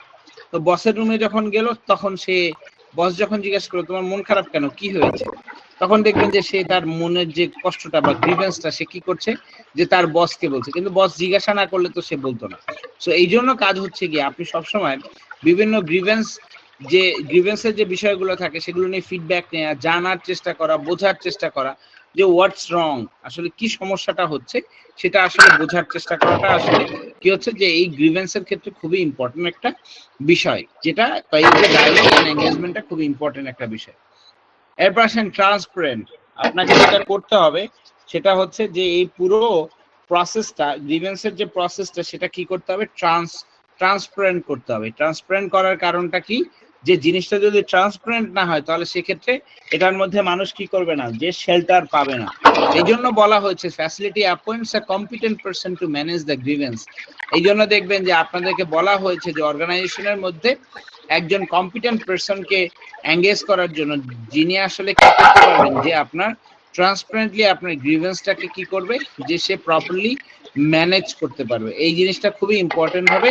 একটা জিনিস বলা হয়েছে গ্রিভেন্সের ক্ষেত্রে ট্রান্সপারেন্সি মেনটেন করতে বলা হয়েছে। একটা হচ্ছে the facility assign role responsibilities and authorities of different positions of the organisation chart, অর্থাৎ কি করবে যে অর্গানাইজেশনের ডিফারেন্ট পার্টসে যারা আছে তাদেরকে এই গ্রিভেন্সের রোলস অ্যান্ড রেসপন্সিবিলিটি গুলো তাদেরকে যথাযথভাবে বুঝিয়ে দেয় এবং যথাযথভাবে অ্যাক্ট করা, এটা তাদের জন্য একটা ইম্পর্টেন্ট বিষয়। তারপরে হচ্ছে the facility provides update on the status of the grievance from time to time, অর্থাৎ ম্যানেজমেন্টকে কি করবে যে এই গ্রিভেন্সের বিষয়ে এবং এমপ্লয়ীদেরকে তারা কি করবে যে রেগুলার এটার বিষয়ে আপডেট দিবে। কাকে? যেটা হচ্ছে এমপ্লয়ীদেরকে রেগুলার ভাবে আপডেট করবে কিসের বিষয়? এই গ্রিভেন্সের বিষয়টাতে ম্যানেজমেন্টকে সবসময় আপডেট রাখা এবং এমপ্লয়ীদেরকে আপডেট রাখার কাজটা কার? এই আপডেট রাখার কাজটা হচ্ছে আপনার এই গ্রিভেন্স মেকানিজম কি করবে? এই জিনিসটা 100% এনশিওর করবে। এটা 100% এনশিওর করতে হবে, ঠিক আছে, ট্রান্সপারেন্সি বিষয়টা। সো ট্রান্সপারেন্সি গেল। তারপরে যে বিষয়টা যেটা হবে যে আপনার এই যে গ্রিভেন্স মেকানিজমটা ইমপ্লিমেন্ট করতে গিয়ে কোথায় কোথায় কোনো প্রবলেম হচ্ছে কিনা, কোনো রিসোর্সেস প্রয়োজন কিনা, কি দরকার, সেটা কি হচ্ছে ম্যানেজমেন্টকে আপনার টাইম টু টাইম আপডেট করা। সো ট্রান্সপারেন্সি জিনিসটা এমন যে আপনি আপনার টোটাল প্রসেসটা যেন ট্রান্সপারেন্ট ভাবে কাজ করে সেটা আপনাকে কেয়ারফুলি হ্যান্ডেল করতে হবে, ঠিক আছে। সো এটা গেল। তারপর হচ্ছে রাইট কম্পিটেবল বলতে যেটা বোঝানো হচ্ছে সেটা হচ্ছে যে আপনার এই অর্গানাইজেশনে একটা ফর্মাল সিস্টেম থাকবে, অর্থাৎ আমরা বলি রেজিস্টার। এই রেজিস্টারের মাধ্যমে রেজিস্টারে কি থাকবে যে সকল ধরনের গ্রিভেন্সের ফর্মাল কি থাকবে যে ইনফরমেশন গুলো এখানে মেনটেন করা থাকবে। এক। 2 নাম্বার বিষয়টা হচ্ছে গিয়ে যে আপনাকে এই যে গ্রিভেন্সের যে বিষয়গুলো আছে সেটা অর্গানাইজেশনের যে পুরো সিস্টেমের মধ্যে যাতে নাম লুকিয়ে কিভাবে এটা রিপোর্ট করবে সেই সিস্টেমটা আপনার এখানে থাকতে হবে, অর্থাৎ যে জিনিসটা দরকার আপনার অর্গানাইজেশনের জন্য সেই সিস্টেমটা আপনার এখানে প্রপারলি ডেভেলপ করা আছে কিনা, আপনার যেটা হচ্ছে যে লিগ্যাল অব্লিগেশনস গুলো ঠিকভাবে ওয়ার্ক প্লেসে মানা হচ্ছে কিনা, সেটার যে সিস্টেমটা সেটা প্রপারলি মেনটেন করা হচ্ছে কিনা, অ্যাপিল যদি কেউ করতে চায় সেটার প্রসেস আছে কিনা। এবং আরেকটা জিনিস বল, সব থেকে ইম্পর্টেন্ট জিনিস এই রাইট কম্পিটেবিলিটির মধ্যে যেটা বলেছে সেটা হচ্ছে the facility ensure the protection of the victim from any potential threats and retaliatory consequences. ওই যে আমি আপনাদেরকে বলেছিলাম যে একটা মেয়ে যদি কমপ্লেন করে, আপনারা অনেকেই বলেন যে কমপ্লেন করেছে কিন্তু সে প্রমাণ করতে পারে না যে তাকে সেক্সুয়ালি হ্যারাস করা হয়েছে, তাহলে কি তার বিরুদ্ধে ব্যবস্থা হবে? এই জন্য বলা হয়েছে যে পোটেনশিয়াল থ্রেটস এবং রিটেলিয়েটরি মানে কি প্রতিশোধমূলক কোনো কার্যক্রম থেকে তাকে কি করা, দূরে রাখা, বা তাকে কি করা যে এখান থেকে তাকে কি দূরে রাখার ব্যবস্থা করা, এটা হচ্ছে রাইট কম্পিটিবিলিটির অংশ, ঠিক আছে। এটা কেয়ারফুলি মাথায় রাখতে হবে। সো এটা গেল একটা বিষয়। তারপর হচ্ছে গিয়ে কন্টিনিউয়াস লার্নিং।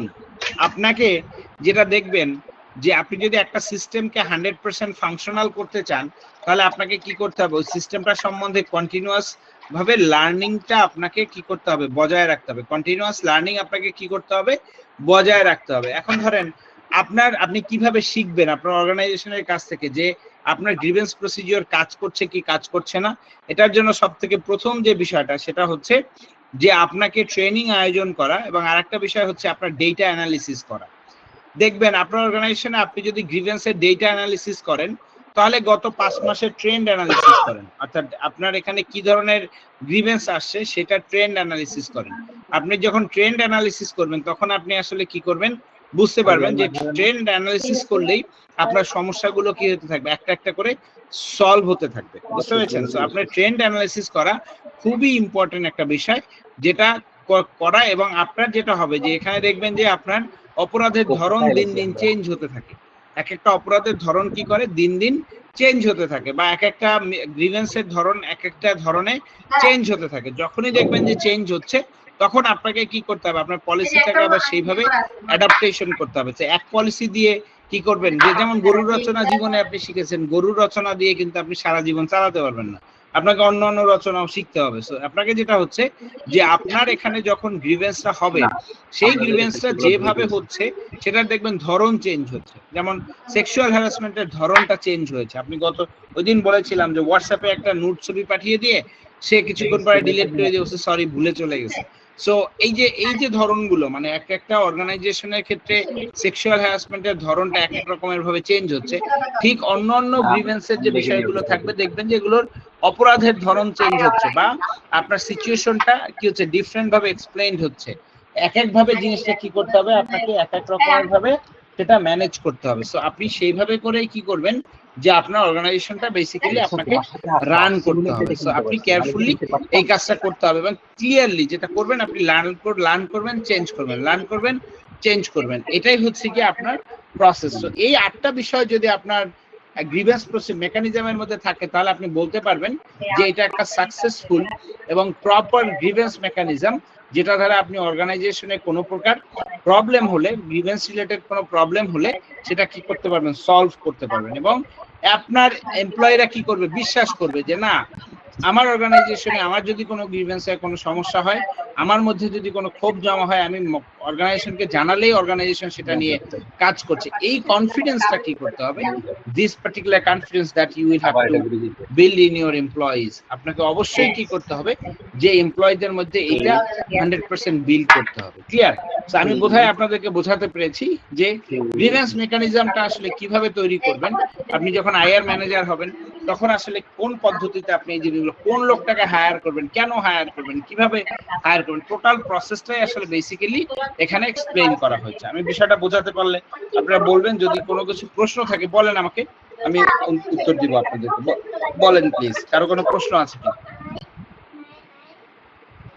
জি, শুনতে পাচ্ছেন আপনারা?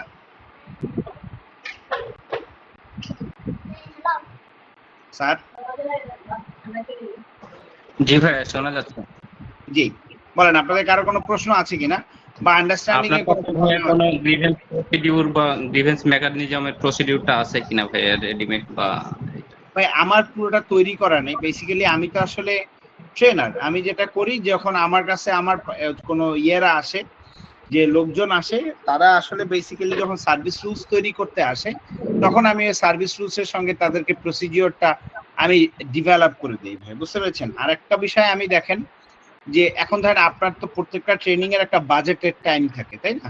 সো আপনাদের জন্য বাজেটের টাইমের মধ্যে আপনি ওইভাবে করে যেভাবে পড়াচ্ছি এটা পড়াই। আর একটা বিষয় হচ্ছে গিয়ে যে আমার আবার গ্রিভেন্স, একটা মিনিট, যেটা হচ্ছে গ্রিভেন্স হ্যান্ডলিং মেকানিজমটা যখন আমি পড়াই শুধু আলাদাভাবে, তখন আবার কি করি এটাকে একটু, যেটা হচ্ছে যে আপনার প্র্যাকটিক্যাল ওয়েতে আপনি কিভাবে মেনটেন করবেন সেটা আবার এই যে এভাবে করে পড়াই, বুঝতে পেরেছেন? ওই যে গতকালকে বলেছিলাম যেমন গ্রিভেন্সের দুটো অংশ, একটা হচ্ছে জুডিশিয়াল, একটা নন জুডিশিয়াল।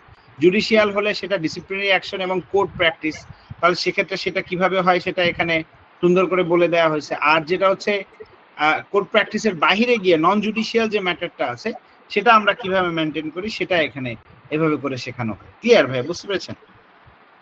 জি ভাই, বুঝতে পারছি। গ্রিভেন্সটা আমরা কিভাবে কালেক্ট করি, এই যে হটলাইনের মাধ্যমে, ওপেন ডোর সিস্টেমের মাধ্যমে, hearsay, complain box, direct complain, local community, এদের মাধ্যমে এটা কালেক্ট করি, তাই না? সো এটা আবার কি করি যে এটা আবার এখানে একটু অর্গানাইজ করে আরেকটু ডিটেলস আমরা বলার চেষ্টা করি, বুঝতে পেরেছেন? কারণ এখানে তো আপনার এখানে আমরা টোটাল টপিক করাচ্ছি হচ্ছে 6টা এই আইআর এ, তাই না? সো আইআর এ ঠিক আপনার জিস্ট যতটুকু দরকার, যেটা আপনার প্রয়োজনীয় কমপ্লায়েন্স গ্রিভেন্স হ্যান্ডলিং মেকানিজমের জন্য, অতটুকুই আমরা কি করি এখানে কভার করি। ক্লিয়ার ভাইয়া? জি ভাই, ক্লিয়ার, থ্যাংক ইউ। জি। লোকাল কমিউনিটি বলতে এখানে কি PC safety committee, sorry anti sexual local harassment committee এগুলো বোঝানো হয়েছে? লোকাল কমিটি এটা না। লোকাল কমিউনিটি হচ্ছে গিয়ে আপনার এই এলাকায় দেখবেন যে প্রত্যেকটা আপনারা যদি কখনো ফ্যাক্টরি বা এইসব লেভেলে কাজ করার অভিজ্ঞতা, তাহলে এটা বেশি আপনার জন্য কাজে লাগবে। দেখবেন যে লোকাল কমিউনিটি আপনার ওয়ার্কার যে বাসায় থাকে, ওই বাসার যে মালিক থাকে সে কিন্তু কি হয় যে একটা ইনফ্লুয়েন্সিয়াল ফিগার হয়ে দাঁড়ায়। সো ওই ইনফ্লুয়েন্সিয়াল ব্যক্তি কি করে, যদি ওয়ার্কারের কোনো সমস্যা হয় তাহলে কি করে, ওয়ার্কার গিয়ে ওনাকে গিয়ে বলে, ওনার বাড়িওয়ালাকে বলে যে আঙ্কেল আজকে তো আমার এখানে আজকে আমাকে আমার সুপারভাইজার গালাগালি করেছে। সো দেখবেন সকালবেলা ওই ভদ্রলোক লুঙ্গি পরে আপনার গেটে এসে দাঁড়িয়ে আছে, বলে এইচআর ম্যানেজার সাহেব কোথায়, ওনাকে একটু ডাকেন, ওনার সাথে আমি কথা বলবো। তো উনি কি করবে, আস্তে করে এসে আপনাকে সালাম দিয়ে বলবে যে আমার বাড়িটা এই যে এই জায়গায়, এখানকার এত নাম্বার লাইনে একটা ওয়ার্কার আমার বাসায় থাকে, ও কালকে রাত্রে আমাকে বললো যে ওকে নাকি ওর গালিগালাজ করেছে, ওর সুপারভাইজার গালিগালাজ করে। তা আপনি একটু বিষয়টা দেখবেন। মেয়েটা খুব কষ্ট পেয়েছে, আমাকে আমার একটা বলেছে। প্রশ্ন ছিল। তো দেখবেন গ্রিভেন্স আপনার কাছে এইভাবে আসবে, বুঝতে পেরেছেন? যে লোকাল কমিউনিটির মাধ্যমে গ্রিভেন্স আসবে। দেখবেন যে আপনার আমাদের সরকারি অফিসে যে ঘুষ নেয়, এই ঘুষের যে টাকাটা লেনদেন হয়, এটা অনেক সময় কি হয় যে ওনার জুনিয়ররা হয়তো পছন্দ করছে না, কারণ আপনারা জানেন যে ঘুষ যারা খায় তাদের জুনিয়ররাও খুব একটা বেশি শান্তিতে থাকতে পারে না। এর কারণটা কি? কারণ ও কি করে, ওর জুনিয়রকে ইউজ করে কি করে যে ও এই টাকাটা আদায় করে, বরঞ্চ জুনিয়রের জন্য আরো বেশি ঝামেলা হয়ে যায়। তো আমার একজন পরিচিত আহ, আহ, যেটা হচ্ছে যে আত্মীয়, তো উনি আসলে বেসিক্যালি পুলিশের চাকরি ছেড়ে দিয়েছেন। আমার আমার এক পরিচিত এই জুলাইয়ের আন্দোলনে আগেই উনি চাকরিটা ছেড়ে দিয়েছেন। তো উনি চাকরিটা ছাড়লেন, তো আমরা জিজ্ঞেস করলাম যে আপনি সরকারি চাকরি ছেড়ে দিলেন, তা আমাদের আত্মীয় স্বজনের মধ্যে যারা আছে, যারা ভালো আছি আমরা, তাদেরকে ফোন করতেছে যে আমার একটা চাকরির ব্যবস্থা করে দিও। তা আমি তাকে কৌতূহলবশত জিজ্ঞেস করলাম যে ভাইয়া, এরকম সরকারি একটা চাকরি, ভালো চাকরি, আপনি একটা থানার ওসি ছিলেন, তো চাকরি ছাড়লেন কেন? বলে ভাই আমি তো যা বেতন পাই তা আমার বসকে দিয়ে দিতে হয়। আমি বললাম আপনার বসকে দিয়ে দিতে হয় মানে কি? বলে ভাই বইলো না, যেটা হচ্ছে যে আমার যে কারেন্ট যিনি বস, উনি আসলে একজন পুলিশের এসপি, এবং উনি দুর্দান্ত ইয়া, যেটা হচ্ছে যে আহ, আহ, যেটা হয় যে দুর্নীতিগ্রস্ত একজন মানুষ। তো আমি ওই থানার ওসি, তো আমাকে কি করছে যে সে গিয়ে বলছে যে তাকে প্রতি মাসে 5 লক্ষ টাকা সংগ্রহ করে দিতে হবে বিভিন্ন আসামিদের কাছ থেকে, মানে ওই যে অপরাধ যারা আসবে মামলা করতে হবে তাদের কাছ থেকে। তো আমি তাকে বলছি স্যার, আমি 1 টাকাও চাকরি জীবনে ঘুষ খাইনি, সো আমি আপনাকে স্যার কোনো ঘুষ তুলে দিতে পারবো না। তো উনি কি করেছেন, এই কথা বলার পরে কিছুদিন পর পূর্বের এক ঘটনা তুলে সে আমাকে একটা শোকজ দিয়েছে। তা আমি ওই সময় ওটার উত্তর দিলাম। উত্তর দেওয়ার পরে যেটা হচ্ছে, উত্তর যখন দিলাম, দেওয়ার পরে উনি এটাকে অ্যাকসেপ্ট করলেন না। না করে কি করলেন, উনি আবার আমার বিরুদ্ধে আবার আরেকটা বিষয়, এই বিষয়টা যেহেতু স্ট্রং হয়নি, আরেকটা বিষয় নিয়ে আবার আমাকে শোকজ দিয়েছেন। এইভাবেই মোটামুটি উনি আসছেন এখানে 6 মাসের মতো হয়েছে, কিন্তু উনি আমাকে শান্তিতে থাকতে দিচ্ছেন না। এবং আমি যেটা, উনি আমাকে বলছে যে যদি আমি বিয়ে করতে না পারি, যেটা হচ্ছে ওনার টাকা তুলে না দিতে পারি, তাহলে উনি কি করবে যে আমার বলছে আমাকে আমি যে টাকা বেতন পাই সেই বেতনের টাকা আমাকে তাকে দিয়ে দেওয়ার জন্য। তা আমি প্রতি মাসে বেতন তুলে ওনাকে পাঠিয়ে দিতাম, তাতেও তার হয় না, তার আরো বেশি টাকা লাগে। সো আমি আসলে না পেরে চাকরিটা ছেড়ে দিয়েছি। সো এরকমের অবস্থা, ওই পুলিশের বেনজির আছে না, বেনজিরের মতো লোক। তো যাই হোক, এখন আর কিছু নাই বলি। তো এরকমের দেখবেন যে যে বিভিন্ন সিচুয়েশন আছে, যে জিনিসগুলো আসলে কি হয়, এমপ্লয়ীদেরকে বিভিন্ন সময় ফেস করতে হয়। জি বলেন, আর কারো কোনো প্রশ্ন আছে? ভাই অ্যাপিলের কোনো টাইম আছে কিনা, যে কতদিন টাইমের মধ্যে এটা অ্যাপিল করতে যখন হবে? আপনি যখন গ্রিভেন্সের প্রসিডিওরের ক্ষেত্রে যখন গ্রিভেন্সের ইয়েটা তৈরি করবেন, যেটা হচ্ছে গাইডলাইনটা তৈরি করবেন, ওই গাইডলাইনের মধ্যে আসলে বেসিক্যালি এই জিনিসগুলো মেনশন থাকবে। ক্লিয়ার? জি ভাই, তমাল স্যার ওপেন ডোর সিস্টেমটার সাথে পরিচিত না, একটু ওপেন ডোর সিস্টেম নিয়ে আলোচনা ওপেন ডোর করবেন। সিস্টেমটা খুব সহজ। আপনার প্রতিষ্ঠানের টপ টু বটম, অর্থাৎ আপনার প্রতিষ্ঠানের একজন ঝাড়ুদার গিয়ে আপনার সিইও বা এমডি কেও গিয়ে কমপ্লেইন দিতে পারবে। ঠিক আছে? অর্থাৎ সবার দরজা তার জন্য খোলা থাকবে। ধরেন আমার একটা কষ্ট, আমার বস আমাকে প্রমোশন দিচ্ছে না, আমি সরাসরি কি করব, এমডির কাছে চলে যাব, স্যার আমি আপনার প্রতিষ্ঠানে 5 বছর ধরে কাজ করছি, সবাই ইনক্রিমেন্ট পায়, সবাই ভালো কিছু পায়, কিন্তু আমি কিছুই পাই না, আপনি কি স্যার একটু বিষয়টা দেখবেন? অর্থাৎ আমার কষ্টটা গিয়ে আমি সরাসরি মালিককে গিয়ে বলতে পারলাম। সো এটাই আসলে ওপেন ডোর পলিসি। অর্থাৎ আমি আচ্ছা আচ্ছা, কি বুঝতে করতে বুঝতে পারবো, আমি আমার অফিসের যতগুলো স্তর আছে সবগুলো স্তরে আমি যেন পৌঁছাতে পারি, এটাই আসলে বেসিক্যালি এটার মূল মর্ম অর্থ বা মূল বিষয়, আর কিছুই না। স্যার আচ্ছা, এটা আর কি ওই যে একটা হটলাইনের যে ব্যাপারটা, এটা কি রেজিস্টার করতে হয় স্যার? বুঝি নাই ভাই, আবার বলেন। মানে ওপেন ডোর পলিসি এটা কি রেজিস্টারও করতে হয়? ওপেন ডোর পলিসিটা রেজিস্টার মানে বুঝি নাই। মানে এটা কি রেকর্ড রাখতে হয়, যে আমি শুধু ভার্বালি জানাই দিয়ে আসলাম কিন্তু কোনো রেকর্ড নাই? আপনি যখন ভার্বালি জানাই দিয়ে আসবেন, তাই না, তো আপনার প্রতিষ্ঠানে তো অন্যান্য লোকজন আছে, সো অন্যান্য লোকজন কি করবে তখন, এই জিনিসটা এটা রেকর্ড আকারে রাখবে যে গ্রিভেন্সটা আমি মৌখিকভাবে পেয়েছি, তাই না। সো গ্রিভেন্স রেজিস্টারে অ্যাকর্ডিংলি কি করবে, যে আপনি বাধ্যতামূলকভাবে এই জিনিসটা ওখানে মেনশন থাকতে হবে, বুঝতে পেরেছেন? অর্থাৎ আপনার প্রতিষ্ঠানের এই যে ইয়েটা দিল সেটা হিসাব নিকাশ থাকতে হবে। এই যে আমরা যখন এই জায়গাটা করেছি দেখেন তো মনে আছে কিনা আপনার, আমি বলেছি না যে এই যে আপনার একটা ফর্মাল সিস্টেম থাকতে হবে। এই যে রাইট কম্পিটেবলের ক্ষেত্রে কি বলা আছে, আপনার একটা ফর্মাল সিস্টেম থাকবে যে সিস্টেমের মাধ্যমে আপনি গ্রিভেন্স গুলো রেকর্ড করবেন। ঠিক আছে, আপনার কাছে ফর্মাল যেগুলো আসবে সেটাও রেকর্ড করবেন, ইনফর্মাল ভাবে যেটা আসবে সেটাও আপনারা রেকর্ড করবেন। ক্লিয়ার? স্যার হটলাইন কি আমাদের এক্সটার্নাল এবং কমপ্লেন ইন্টারনাল কমিটি দুই এবং ধরনের হ্যারাসমেন্ট কমিটি, গ্রিভেন্স কমিটি এবং কমপ্লেন কমিটি দুটোই কি থাকতে হবে নাকি কোনো একটা রাখলে হবে? বুঝিনি, আবার একটু বলেন আমাকে কষ্ট করে। জি স্যার, ওই গ্রিভেন্স আপনার কথাটা কমিটি এবং কমপ্লেন কমিটি বা হ্যারাসমেন্ট কমিটি দুইটাই রাখতে হবে না, যে কোনো একটা রাখলে হবে? অবশ্যই দুইটাই রাখতে হবে, কারণ গ্রিভেন্স আলাদা ফ্যাক্টরিতে যখন বিষয় কাজ করব আর আর আর সেক্সুয়াল হ্যারাসমেন্টের যে বিষয় দুইটা আলাদা আলাদা বিষয়। ঠিক আছে, তো আপনাকে দুটো জিনিস ঠিক কি থাকতে হবে, সেপারেট ভাবে থাকতে হবে এবং বাধ্যতামূলক ভাবে এই দুটোকে আপনাকে সেপারেট করে রাখতে হবে। ক্লিয়ার? জি স্যার। বলেন, আর কি কোনো প্রশ্ন আছে আপনাদের?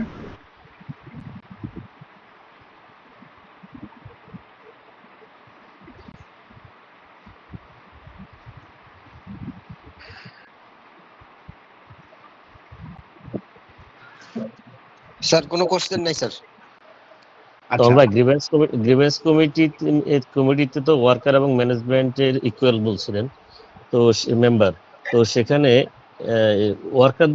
ওয়ার্কারদের যে মেম্বার গুলো সেগুলো কিভাবে নেওয়া হবে? সেগুলো কি পার্টিসিপেশন কমিটি থেকে নেওয়া হবে নাকি অন্য সাধারণ ওয়ার্কার থেকে নেওয়া এটা হবে? টোটালটাই অর্গানাইজেশনের নিজস্ব পলিসির মাধ্যমে হবে। এটা বেসিক্যালি আইন কিছু বলে, মানে আমাদের যে ইউএন গাইডিং প্রিন্সিপাল যেটা আছে ভাইয়া, এখানে আসলে এই ধরনের কোনো কিছু সুনির্দিষ্টভাবে বলা হয়নি ভাইয়া। ক্লিয়ার? জি জি। জি। দেখেন আপনাদের আর কোনো আন্ডারস্ট্যান্ডিং এর প্রবলেম আছে কিনা, বলেন ভাইয়া, বলেন বলেন। স্যার জি ভাইয়া অভিযোগ বলেন। নিষ্পত্তির যে ধাপটা এই সম্পর্কে কি আলোচনা করছেন নাকি করবেন?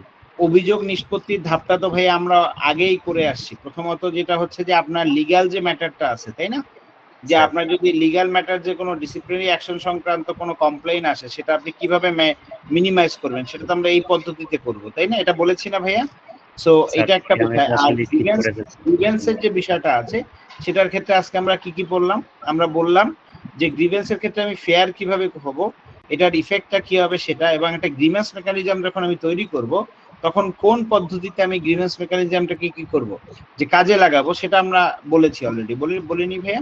যে আমরা কিভাবে করে একটা গ্রিভেন্স আমাদের কাছে আসলে সেটা নিয়ে আমরা কিভাবে করে এটাকে আমরা প্রোঅ্যাক্টিভ ভাবে হ্যান্ডেল করব যাতে করে এটা কি হয়, প্রবলেম জেনারেট না করতে পারে অর্গানাইজেশনের মধ্যে। ক্লিয়ার ভাইয়া? বিষয়টা বোঝাতে পেরেছি কিনা?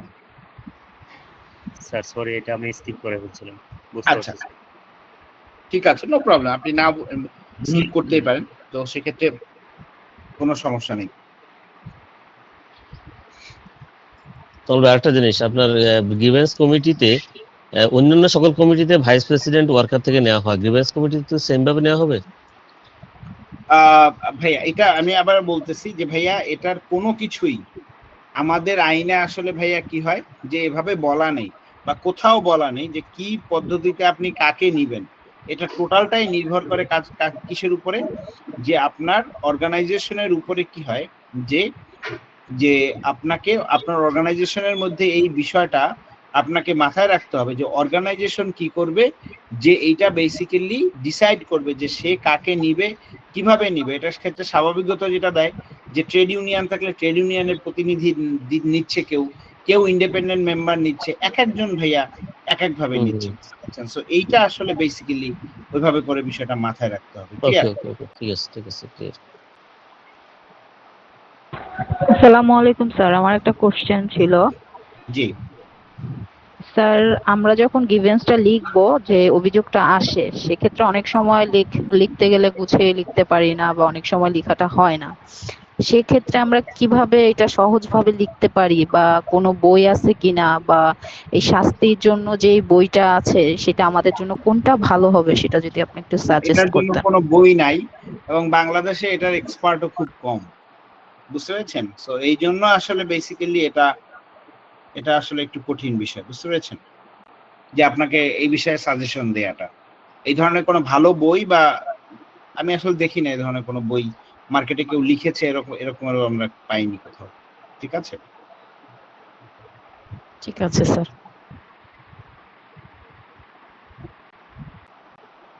জি বলেন, আপনাদের আর কারো কোনো প্রশ্ন আছে?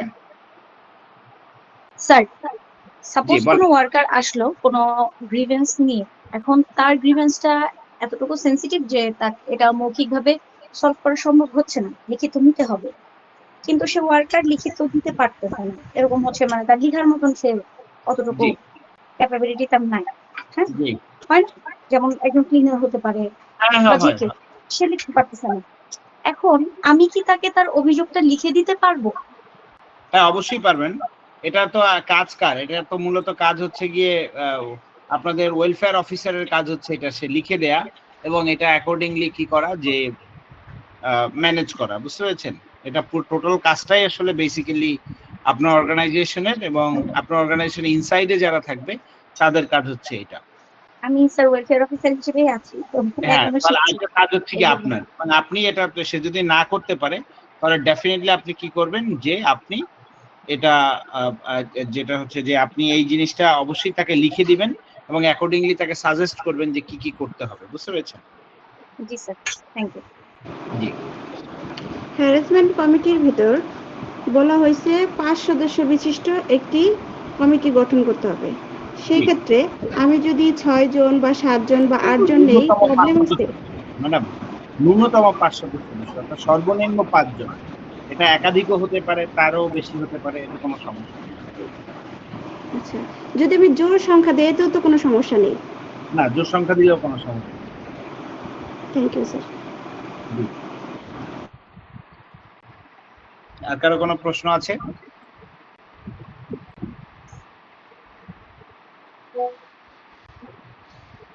ভাইয়া ল কি পাবলিশড হয়েছে নাকি নিউ ল? নিউ ল পাবলিশড হয় না। এই যে আমি একটা সংবাদ দেখছিলাম আপনাদের যখন পড়াচ্ছিলাম, এখানে বলা আছে যে এখন থেকে মিনিমাম ওয়েজ 3 বছর পর পর রিভাইজ হবে, এটা 5 বছর আছে। প্রভিডেন্ট ফান্ড ম্যান্ডেটরি করেছে, তারপরে ম্যাটারনিটি লিভ 120 দিন করেছে, এটা দেখলাম। আর কি দেখলাম, এটা ট্রেড ইউনিয়নের একটা দেখলাম, ট্রেড ইউনিয়ন। দিন না 15 দিনে? হ্যাঁ বুঝিনি ভাই। আর্নলিভ 14 দিনে দেখলাম, 18 কর্মদিবসের মধ্যে 14 দিনে ছিল 15 দিন। জি জি এরকম কিছু জিনিস আছে, দেখা যাক এটা কি হয়, আগে আসুক তারপরে বোঝা যাবে। স্যার স্যার আগে এখন তো হচ্ছে 5 বছর হলে আপনার কম্পেনসেশনটা পাচ্ছে, এখন কি হচ্ছে নতুন ল থেকে 3 ইয়ার্স, 5টা কি 3 হয়ে যাচ্ছে? দেখলাম এটা প্রপোজ করা হয়েছে, এটা প্রপোজ করা হয়েছে, কিন্তু এখন পর্যন্ত এটা কনফার্ম করা হয়নি। আগে আসুক, আইন সংশোধন হয়ে আসুক, তারপরে বোঝা যাবে। এটা অক্টোবরে, তো এখনো সেপ্টেম্বরের 19 তারিখ বাকি আছে সময়। ঠিক আছে স্যার একটু কোশ্চেন স্যার, বলেন। একটু শেয়ার করতে চাচ্ছি, সেটা হচ্ছে যদিও একটু আউট অফ সিলেবাস, তারপরেও এর মধ্যেও পড়ে, আপনার হচ্ছে আইয়ের এর মধ্যে পড়ে। আপনার কোনো এমপ্লয়ি যদি উইদাউট ইনফরমেশনে চলে যায়, সেটা হচ্ছে আমরা তো 27 ধারা 27(3) ক মেনটেন করি, এটা মেনটেন করি হচ্ছে আপনার মানে হচ্ছে যাদের প্রবেশন পিরিয়ড শেষ হয়ে যায়। এখন যাদের প্রবেশন পিরিয়ড শেষ হয়নি, মনে করেন চাকরির বয়স হচ্ছে 1 মাস 2 মাস এরকম, কিন্তু উইদাউট ইনফরমেশনে চলে গেল, তখন তো আমরা তাকে হচ্ছে নন কনফার্মেশন লেটার দিয়েও তো তাকে ক্লোজ করতে পারি। হ্যাঁ অবশ্যই ক্লোজ করতে পারেন, কোনো সমস্যা নেই। আচ্ছা, নন কনফার্মেশন হচ্ছে দিয়ে ক্লোজ করলাম। এখন আমি নাম বলবো না, ভালো একটা গ্রুপ অফ কোম্পানি থেকে আমাদের এখানে একজন সিনিয়র পজিশনে জয়েন করছে। সো হচ্ছে আপনার উনি আমাকে বললো যে হচ্ছে যাদের হচ্ছে 2 মাস চাকরি বয়স তারা তো চলে যাচ্ছে, তো তাদেরকেও আপনি এই ব্যবস্থাটা করেন যে 3টা লেটার দেওয়ার ব্যবস্থা। তখন আমি ওনাকে বললাম যে দিলে যে ভুল হবে তা কিন্তু না, না স্যার, ঠিক আছে, হ্যাঁ ওটা ঠিক আছে, কিন্তু আমি যখন তাকে বললাম যে স্যার আমরা তো এটা না করে একটা লেটার ইস্যু করেই তো শেষ করে দিতে পারি, তখন উনি আবার রেফারেন্স দেখাইলো যে না আমার প্রিভিয়াস ফ্যাক্টরিতে হচ্ছে দুইটার একটাও করতো না। তো উনি করতো যেটা যে হচ্ছে টার্মিনেশন লেটার দিয়ে দিত, যাদের হচ্ছে 2 মাস চাকরির বয়স, উইদাউট ইনফরমেশনে গেছে টার্মিনেশন লেটার। তখন আমি বললাম স্যার ওর তো টার্মিনেট হওয়ার জন্য যে উপযোগী সেটাও তো হয়নি, স্থায়ী তো হয়নি। কয় না, স্থায়ী না হইলেও টার্মিনেট তো করা যায়। তা আমি বললাম আপনি টার্মিনেট করলেন কিন্তু তাকে তো আবার বেনিফিট দিতে হবে। তো না, আমার কি টার্মিনেট লজিক? করা যায় না, স্থায়ী না হলে টার্মিনেট করা যায় না, এটা মাথায় রাখেন। টার্মিনেট করা যায় দুই ধরনের এমপ্লয়িকে, একটা স্থায়ী আর একটা অস্থায়ী। আর যে প্রবেশন পিরিয়ডে থাকে, তাই না, সে তো স্থায়ী হয়নি এখনো, সো সে তো অস্থায়ীও না। সো এই জন্য কি করবে যে তাকে টার্মিনেট করা যাবে না। ক্লিয়ার? হ্যাঁ জি স্যার, টার্মিনেট করা যাবে, কিন্তু ওরা করতেছে, মানে কি বলবো আর, করুক, ভালো একটা বিপদে পড়ুক, গ্রুপ অফ বিপদে কোম্পানি। পড়ুক, বিপদে পড়লে 2 দিন পরে কোম্পানি বিপদে পড়বে, ওনার কি? বুঝতে পেরেছেন? ওকে স্যার, ওকে। ওকে, এবার আসেন, যেটা হচ্ছে যে আমরা একটা ছোট্ট বিষয় জানি, সেটা হচ্ছে একটা অর্গানাইজেশনে আপনার গ্রিভেন্সটা সঠিকভাবে কাজ করছে কিনা সেটা আপনি আসলে কিভাবে এনশিওর করবেন। আমি আবারও বলছি, একটা অর্গানাইজেশনে গ্রিভেন্সটা সঠিকভাবে কাজ করছে কিনা সেটা আপনি কিভাবে এনশিওর করবেন। যেভাবে এনশিওর করবেন সেটা হচ্ছে, 1 হচ্ছে অবজারভেশন, 2 হচ্ছে ইন্টারভিউ, 3 হচ্ছে ডকুমেন্ট, এবং 4 হচ্ছে গিয়ে ডেটা রিভিউ। আমি আবার বলছি যে আপনাকে টোটাল 3টা বিষয় মাথায় রাখতে হবে। একটা হচ্ছে অবজারভেশন, একটা হচ্ছে ইন্টারভিউ, এবং আরেকটা জিনিস হচ্ছে document and data review. So আপনি যখন অবজারভেশন করবেন যে আপনার অর্গানাইজেশনে গ্রিভেন্সটা কাজ করে কিনা, এটা বুঝবেন কিভাবে, যে নিয়মিত গ্রিভেন্সের বক্সটা খোলা হচ্ছে কিনা, আপনার প্রত্যেকটা এমপ্লয়ি জানে কিনা, আপনি তাকে ইন্ডিভিজুয়ালি যান, ইন্টারভিউ করেন যে আপনি কি জানেন যে আপনার যদি এখানে কোনো কারণে কোনো সমস্যা হয় সেটা আপনি কাকে কিভাবে রিপোর্ট করবেন সেটা কি আপনি জানেন কিনা, এবং করতে হলে সেটা কিভাবে করতে হবে সেটাও আপনি জানেন কিনা। সো এই ধরনের বিষয়গুলো কি করতে হবে যে আপনাদেরকে 100% কেয়ারফুলি মাথায় রাখতে হবে। এবং আরেকটা জিনিস হচ্ছে ডেটা এবং ডকুমেন্ট রিভিউ। যে ডকুমেন্টগুলো আপনাদের কাছে আসে, বিভিন্ন ধরনের লেখা আসে, বিভিন্ন ধরনের রিপোর্ট আসে, এই ধরনের বিষয়গুলো যখন আপনার কাছে আসবে তখন আপনাকে বাধ্যতামূলকভাবে কি করতে হবে, ডকুমেন্ট অ্যান্ড ডেটাটা প্রপারলি রিভিউ করতে হবে। সো এই হচ্ছে টোটাল 3টা স্টেপ। আমি আবার বলছি, এই হচ্ছে টোটাল 3টা স্টেপ। এই 3টা স্টেপ আপনাকে কি করতে হবে, যে কেয়ারফুলি মাথায় রাখতে হবে। আমি বোধহয় আপনাদেরকে কি করেছি বিষয়টা বোঝাতে পেরেছি। দেখেন আপনারা বুঝতে পারলেন কিনা বিষয়টা। স্যার আরেকবার রিক্যাপ করবেন স্যার প্লিজ। রিক্যাপ, এটা খুবই সিম্পল বিষয় যে আপনার এখানে গ্রিভেন্সটা সাকসেসফুলি কাজ করছে কিনা, অর্থাৎ ইমপ্লিমেন্টেশনটা ঠিক আছে কিনা, এটা 3টা ভাবে বের করতে পারেন: অবজারভেশন, ইন্টারভিউ, এবং আরেকটা জিনিস হচ্ছে ডেটা এবং ডকুমেন্ট রিভিউর মাধ্যমে। ঠিক আছে? সো এই হচ্ছে টোটাল 3টা step. Clear? Clear sir. Okay sir, ইন্টারভিউটা কে করবে এবং কাদের সাথে করবে স্যার? ইন্টারভিউটা ডেফিনেটলি আইআর ম্যানেজার করবে। আইআর ম্যানেজারের কাজ হচ্ছে এই জিনিসগুলো ইন্টারভিউ করা। আইআর ম্যানেজারের কাজ কি? আইআর ম্যানেজারের কাজ হচ্ছে অবজারভেশন করা যে আমার অর্গানাইজেশন এটা ঠিকভাবে কাজ করছে কিনা। ইন্টারভিউটা আপনাকে কি করতে হবে, 100% আপনাকে ইন্টারভিউটা অ্যারেঞ্জ করতে হবে। ঠিক আছে? এবং ইন্টারভিউ করলে আপনি জানতে পারবেন যে weather things are working properly or not. ঠিক আছে? সো এবং ডেটা এবং এটা রিভিউ করবে কে? এই আইআর ম্যানেজারই করবে, কারণ এটা আসলে আইআর ম্যানেজারের জুরিসডিকশন, যে সে বেসিক্যালি যে এই ক্ষেত্রে আমাদের দেশের ক্ষেত্রে গ্রিভেন্সের ক্ষেত্রে পুরো জিনিসটা অবজারভেশনের এবং যাবতীয় যে বিষয়গুলো এটার কাজ করবে হচ্ছে গিয়ে বেসিক্যালি এই আইআর ম্যানেজার সাহেব, এবং আইআর ম্যানেজার সাহেবই এই রিপোর্টগুলো জেনারেট করবে এবং সে এইগুলো ডিস্ট্রিবিউশন করবে। ক্লিয়ার? Clear sir. ওকে, এবার আসেন নেগোসিয়েশন। নেগোসিয়েশনের ক্ষেত্রে যে বিষয়টা সেটা হচ্ছে মনে রাখবেন সবসময়, নেগোসিয়েশনের ক্ষেত্রে বলা আছে একটা কথা, পৃথিবীব্যাপী খুব জনপ্রিয় কথা, আ conversation leading to an agreement. আমি আবারও বলছি, আ conversation leading to an agreement. একটা কনভারসেশন, যে কনভারসেশনটা কি করে, যে আপনাকে একটা এগ্রিমেন্টের দিকে পৌঁছে দেয়, সেটার নামই হচ্ছে গিয়ে নেগোসিয়েশন। আমি আবার বলছি, নেগোসিয়েশনের খুব সিম্পল ডেফিনেশন হচ্ছে আ conversation leading to an agreement. অর্থাৎ যে ডিসকাশনটা কি করবে, যে আপনাকে এগ্রিমেন্টের দিকে নিয়ে যাবে, সেটাকে আসলে বেসিক্যালি নেগোসিয়েশন বলা হচ্ছে। ঠিক আছে? সো এটার ক্ষেত্রে যে ইম্পর্টেন্ট বিষয়টা মনে রাখবেন, নেগোসিয়েশন সবসময় দুটো ধরনের। আমি আবার বলছি, নেগোসিয়েশন সবসময় দুটো ধরনের হয়ে থাকে, একটা হচ্ছে ডিস্ট্রিবিউটিভ, একটা হচ্ছে ইন্টিগ্রেটিভ। ডিস্ট্রিবিউটিভ জিনিসটা হচ্ছে গিয়ে যে আমরা নেগোসিয়েশনটা করব সবাই মিলে একত্রিতভাবে, এবং আমরা কি করব, আমি একটু ছাড় দিব, সে একটু ছাড় দিবে, এবং সেইভাবে করেই কি হচ্ছে নেগোসিয়েশনটা কাজ করবে। আর ইন্টিগ্রেটিভ জিনিসটা হচ্ছে যে আমি আসলে কি করব, যে আমার যে স্বার্থটা সেটা উদ্ধার করার চেষ্টা করব, অর্থাৎ আমি আমার দিক থেকে ছাড় দেওয়ার মেন্টালিটিটাকে মুছে দিব, ঠিক আছে। সো এই জিনিসটাকে আসলে বেসিক্যালি বলা হচ্ছে ইন্টিগ্রেটিভ। সো এই দুইটা জিনিস আপনাকে কেয়ারফুলি মাথায় রাখতে হবে, একটা হচ্ছে ডিস্ট্রিবিউটিভ এবং আরেকটা হচ্ছে ইন্টিগ্রেটিভ। এবার আসেন যে ইম্পর্টেন্ট বিষয়টা, সেটা হচ্ছে নেগোসিয়েশন প্রসেস। আপনাকে আমি আবার বলছি, নেগোসিয়েশন প্রসেস, যে কোনো নেগোসিয়েশনের ক্ষেত্রে আপনাকে একটা জিনিস কেয়ারফুলি মাথায় রাখতে হবে, যে কোনো নেগোসিয়েশনের ক্ষেত্রে নেগোসিয়েশনের একটা কি থাকবে, গুড ওপেনিং হইতে হবে। আমি আবার বলছি, নেগোসিয়েশনের একটা ভেরি গুড ওপেনিং হইতে হবে। নেগোসিয়েশনের যদি ওপেনিংটা ভালো না হয়, তাহলে সেক্ষেত্রে সেই নেগোসিয়েশনটা কি করবে না, যে খুব বহুদূর আগাবে না। প্রথম বিষয়টা হচ্ছে যে আপনি যখনই নেগোসিয়েশন করা স্টার্ট করবেন, যে কাজটা আমি করি আসলে বেসিক্যালি, ধরেন একজন লোককে আমি চিনি না, যার সঙ্গে আমি নেগোসিয়েশন করতে টেবিলে বসছি, সো তাকে আমি আদৌ আসলে ওই ভদ্রলোককে আমি চিনি না, যে ওই ভদ্রলোক আসলে বেসিক্যালি যে যে ভদ্রলোক ওখানে আসেন, ওই ভদ্রলোকরা আমার সঙ্গে তার ইন্টারাকশন নেই, কিন্তু আমি তার সঙ্গে কি করেছি, যে একটা নেগোসিয়েশনে বসবো, তখন আমি কি করি, একদম ইনিশিয়ালি বসেই তার সঙ্গে একটা সম্পর্ক তৈরি করার চেষ্টা করি, যে ভাইয়া কোথায় থাকেন, কি করেন, বা আপু হলে আপু কোথায় থাকেন, কি করেন। তার চেষ্টা করি যে তার আসলে আন্ডারস্ট্যান্ডিংটা বা তার ইন্টেনশনটা আসলে একটু বোঝার চেষ্টা করি।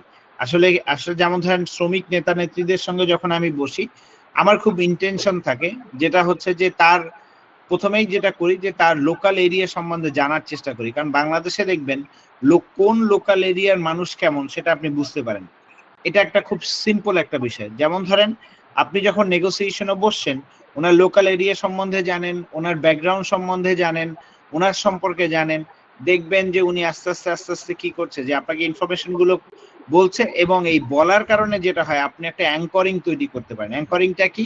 অ্যাঙ্করিংটা হচ্ছে গিয়ে যখন তার সঙ্গে একটা সম্পর্কের মতো আপনার তৈরি হয়ে যাবে, তখন আপনি আস্তে আস্তে কি করবেন, যে একটা অ্যাঙ্করিংটা জিনিসটা হচ্ছে গিয়ে, যেমন ধরেন একটা জাহাজ ফ্লোটিং অবস্থায় আছে, অর্থাৎ তার সঙ্গে আপনার তার সঙ্গে যখন কথা বলছেন, তার সঙ্গে যে ডিসকাশনটা আপনার হচ্ছে, ডিসকাশনের ক্ষেত্রে কি হচ্ছে, ওপেনিংটা সুন্দর হলে দেখবেন যে আস্তে আস্তে করে তার সঙ্গে আপনার একটা ডিসকাশন জমানোটা খুব ইজি হয়ে যায়, অর্থাৎ যেটাকে ফ্রোজেন বলা হয়, যে তার সঙ্গে ওই জিনিসটা আপনি ফ্রিজ করার চেষ্টা করবেন, অর্থাৎ এইটাকে বলা হয় অ্যাঙ্করিং। অ্যাঙ্করিং জিনিসটা কি, যে আমি কি করছি, গুড স্টার্টিং এর পর একটা হুক লাগানোর চেষ্টা করছি, যে আমার নৌকাটা ভেসে যাচ্ছে, ওকে ঠিক আছে, লেটস হ্যাভ এ হুক, এবং হুক দিয়ে আমি টেনে ধরার চেষ্টা করছি, যে ওকে আমি আমার নৌকাটা যাতে কি হচ্ছে, যে ডাউন দা রিভারে যাতে না যেতে পারে। তার মানে আমাদের ডিসকাশনটা জানি কি হয়, যে এমন ভাবে হয় জানি ডিসকাশনটার ক্ষেত্রে আমরা কোন স্টেজে যেন লুজ না করি, বা আমরা কোন স্টেজে কি করি, যে হারিয়ে না যাই, বা আমরা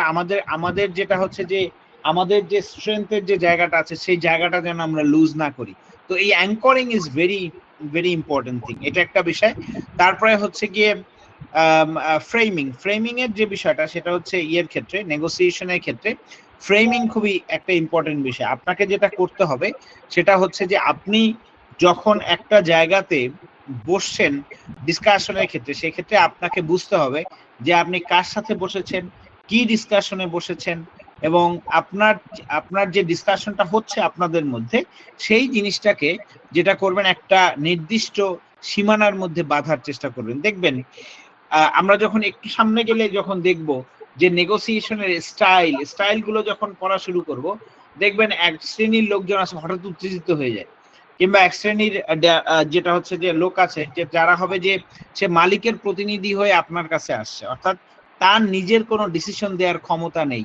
সো তখন কি করবেন, আপনি অ্যাঙ্করিংটা যখন পেয়ে যাবেন, ওখানে আপনার হোলটা পেয়ে যাবেন ওই ডিসকাশন নেগোসিয়েশনের মধ্যে, তখন আপনি যে কাজটা করবেন সেটা হচ্ছে, যে আপনি যখনই কোনো কিছু অফার করবেন, এমন ভাবে অফার করবেন বা কথা বলবেন যে তার তো ডিসিশন দেওয়ার ক্ষমতা নেই। আপনি বলেন ঠিক আছে, you can talk with your management, you can have time, you come back with your decision. So আপনি কি করবেন, যে এইভাবে করে আস্তে আস্তে করে জিনিসটা কি করবেন, ফ্রেম আপ করার চেষ্টা করবেন। সো এটা একটা খুবই ইম্পর্টেন্ট একটা বিষয় নেগোসিয়েশনের ক্ষেত্রে। তারপরে যেটা হচ্ছে সিম্পলিফাইং কনসেনসাস and reciprocity যে বিষয়টা আছে সেটা হচ্ছে সিম্পলিফাইং কনসেশনস, এবং আরেকটা জিনিস হচ্ছে আমরা যেটাকে বলছি সেটা হচ্ছে রিসিপ্রোসিটি। এখন যেটা হচ্ছে যে কনসেশনের যে বিষয়টা, কনসেশন বিষয়টা হচ্ছে ছাড় দেয়া। আপনি আপনি কতটা ছাড় দিচ্ছেন, এবং আপনি কি করবেন যখনই নেগোসিয়েশনে বসবেন তখন আপনি কতটুকু ছাড় দিচ্ছেন, অর্থাৎ আপনার আপনার কনসেশনের জায়গাটা কতটুকু। আমরা এক কথায় বলতে পারি কনসেশন মানে হচ্ছে ডিসকাউন্ট। আপনি কতটুকু ছাড় তাকে দিতে পারছেন বা ডিসকাউন্ট দিতে পারছেন, সেটা আপনাকে কি করে যতটা সিম্পল করা যায় এটা চেষ্টা করবেন। কিন্তু হয় কি যে আপনি একটার সাথে 5টা জুড়ে দিলে দেখবেন যে একটা নেগোসিয়েশনের এন্ডটা আপনি দেখতে পাচ্ছেন না। যেমন এইটার ক্ষেত্রে আমরা কি করি জানেন, যে দেখবেন আমরা যখন কোনো ফ্যাক্টরি বন্ধ করার ক্ষেত্রে বা কোনো ইউনিয়ন নেতাদের সঙ্গে আমরা যখন ডিসকাশনে বসি, তখন আমি একটা কাজ করি। আমি কাজটা করি হচ্ছে গিয়ে, সাপোজ ধরেন আমি মালিকের কাছ থেকে জানতে পারি যে মালিক ওকে 5 টাকা দিতে রাজি, তখন আমি নেগোসিয়েশনটা শুরু করি 1 টাকা থেকে। বুঝতে পেরেছেন? এখন বিষয়টা হচ্ছে আপনি বলতে পারেন যে ভাইয়া তাহলে আপনি 4 টাকা দিয়ে নেগোসিয়েশন শুরু করলেন না কেন? এটা একটা ছোট্ট বিষয় আছে ভাই। আমাদের দেশের ক্ষেত্রে এই যে বইয়ের যে বিষয়গুলো আছে, এই বিষয়গুলো আসলে অনেক ক্ষেত্রেই দেখবেন যে কাজ করে না। কাজ না করার কারণ হচ্ছে গিয়ে আপনি যদি ওর সঙ্গে 1 টাকা দিয়ে শুরু না করেন, তাহলে কি করে 4 টাকা দিলে ও চাইবে যে আপনার কাছে 6 টাকা আদায় করতে।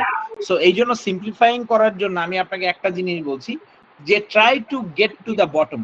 একদম নিচের দিকে গিয়ে আপনি কি করেন আস্তে আস্তে আস্তে আস্তে করে বাড়াতে আসেন।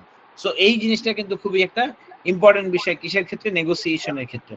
এবং আরেকটা হচ্ছে রিসিপ্রোসিটি। রিসিপ্রোসিটি জিনিসটা হচ্ছে গিয়ে রিসিপ্রোকাল শব্দটা তো আমরা জানি যে সে আমাকে দিবে আমি তাকে দিব, অর্থাৎ সে যতটুকু আমাকে ছাড় দিচ্ছে আমিও তাকে কি করছি অতটুকু দেওয়ার চেষ্টা করা। সো আপনি যেটা হচ্ছে এই জিনিসগুলোকে সিম্পলিফাই করা, অর্থাৎ নেগোসিয়েশন প্রসেসের ক্ষেত্রে আপনি কি করবেন যে মেক থিংস ভেরি ইজি, এবং আপনি কি করবেন যে শুধু আমি একাই ছাড় দিব তুমি আমাকে ছাড় দিবে না, এটা হবে না। বুঝতে পেরেছেন? অর্থাৎ সে ছাড় দিবে আমিও ছাড় দিব, অর্থাৎ আমরা দুইজনই কি করব যে একটা জায়গাতে ছাড় দিব, আসলে একজন আরেকজনকে কি করব যে ছাড় দিব। এই ছাড় দেওয়ার জায়গাটা তৈরি করব আমরা, এবং যেটা হচ্ছে যে সেটাকে সিম্পলিফাইড ওয়েতে করব। এখন আমরা আসলে চেষ্টা করব না এমন ভাবে করা যে রিজিড কোনো কিছু করতে গেলে সমস্যা, কিন্তু আপনি যেটা করতে পারেন সেটা হচ্ছে বটম থেকে শুরু করা, অর্থাৎ নিচের দিক থেকে আস্তে আস্তে করে উঠতে উপরের দিকে আসেন। যেহেতু আপনার কাছে 5% অ্যাবিলিটি আছে, যেমন একজন এমপ্লয়ি বলতেছে যে আমাকে টার্মিনেট করতে হবে, না আমি তাকে টার্মিনেশন দিয়ে শুরু করব না, আমি তাকে শুরু করব যে ভাই তোমাকে ডিসিপ্লিনারি প্রসিডিউর নেওয়া হবে, তুমি এই কাজগুলো করো না, এই জন্য তোমাকে আমি ডিসিপ্লিনারি প্রসিডিউর নিই। ওর মধ্যে একটা ইন্টিমিডেশন ক্রিয়েট করে এরপরে আমি আস্তে আস্তে করে চিন্তা করব যে ওকে টার্মিনেশন না দিলেও ওকে আমি ছাঁটাইয়ের বেনিফিটটা দিতে পারি। সো এইভাবে করে গ্রাজুয়ালি আগানো। আপনি হুট করে একটা জায়গা ছেড়ে দিলে কিন্তু আপনি ওই গ্রিপটা কিন্তু আর ধরতে পারবেন না, আপনাকে কিন্তু ওই গ্রিপ ধরার সুযোগটা ওরা দিবে না। এই জিনিসটা কিন্তু আপনাকে কেয়ারফুলি মাথায় রাখতে হবে। সো এরপরের যে বিষয়টা সেটা হচ্ছে 6 স্টেপস প্রিপারেশন। আমি আবার বলছি 6 স্টেপ প্রিপারেশন। আচ্ছা একটা জিনিস, এই নেগোসিয়েশন প্রসেস নিয়ে কারো কোনো প্রশ্ন আছে কিনা? যদি প্রশ্ন থাকে একটু কষ্ট করে আমাকে একটু বলবেন যে আপনার আন্ডারস্ট্যান্ডিং এ কোনো প্রবলেম আছে কিনা। জি বলবেন স্যার অ্যাঙ্করিংটা আরেকটু বলবেন। অ্যাঙ্করিং জিনিসটা হচ্ছে গিয়ে হোল্ড নেয়া। হোল্ড বুঝেন তো স্যার? যে আপনি যে কোনো ডিসকাশনের মধ্যে আপনি আছেন, হ্যাঁ, যে কোনো কথোপকথনের মধ্যে আপনারা আছেন, তো আপনার কথোপকথনের মধ্যে কি করছেন যে আপনি ওখানে ইয়েটা নিয়ে না, ওই জায়গার আলোটা আপনার দিকে ফোকাস করে ফেলা। যে কোনো ডিসকাশনে আমি যেটা করি সেটা হচ্ছে যে এমন কিছু ফোকাল পয়েন্ট নিয়ে কথা বলার চেষ্টা করি যাতে করে পুরো ডিসকাশনটা আমার দিকে চলে আসে, অর্থাৎ পুরো ফোকাসটা আমার দিকে চলে আসে। কেন চলে আসে? বিকজ হচ্ছে গিয়ে যদি আমি ওই জায়গাটার হোলটা নিয়ে নিতে পারি, হোলটা নিয়ে নিলে কি হয় যে আপনার পক্ষে ডিসকাশন উইন করা ইজি হয়। বুঝতে পারছেন? অর্থাৎ ধরেন আপনার 5 জন ডিসকাশনে বসেছেন, আপনি একাই কথা বলছেন, হ্যাঁ, আপনি একাই জিনিসটা কি করছেন যে আপনি জিনিসগুলো আপনি একা এক্সপ্লেন। তবে একটা জিনিস মনে রাখবেন, কথা আবার অতিরিক্ত বলা ভালো না। যেটা হয় যে আপনি আপনার গুরুত্বপূর্ণ পয়েন্টগুলো বা আইডেন্টিফাইড পয়েন্টগুলো কি করা, যে আপনি নিজের মতো করে ডিসক্রাইব করা।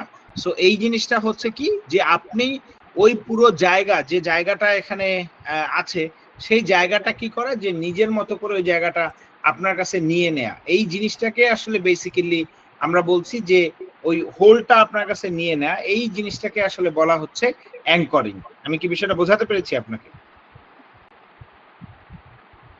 স্যার? জি স্যার, জি বুঝছি, থ্যাংক ইউ।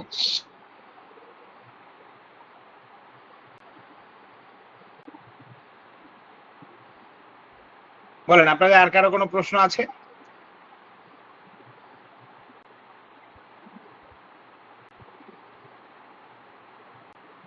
আচ্ছা, এবার যে বিষয়টা সেটা হচ্ছে আমরা আমি কি আজকে কি আর পড়াবো, না আজকে এখানে শেষ করবো, আগামীকালকে আবার আমরা শুরু করব, কোনটা ভালো হয় বলেন তো?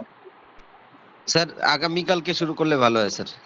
আগামীকালকে শুরু করলে ভালো। আচ্ছা ঠিক আছে, তাহলে আমরা একটা কাজ করি যে আপনাদের কারো প্রশ্ন থাকলে করেন, আর যদি প্রশ্ন না থাকে তাহলে আমরা এখানেই শেষ করব আজকে।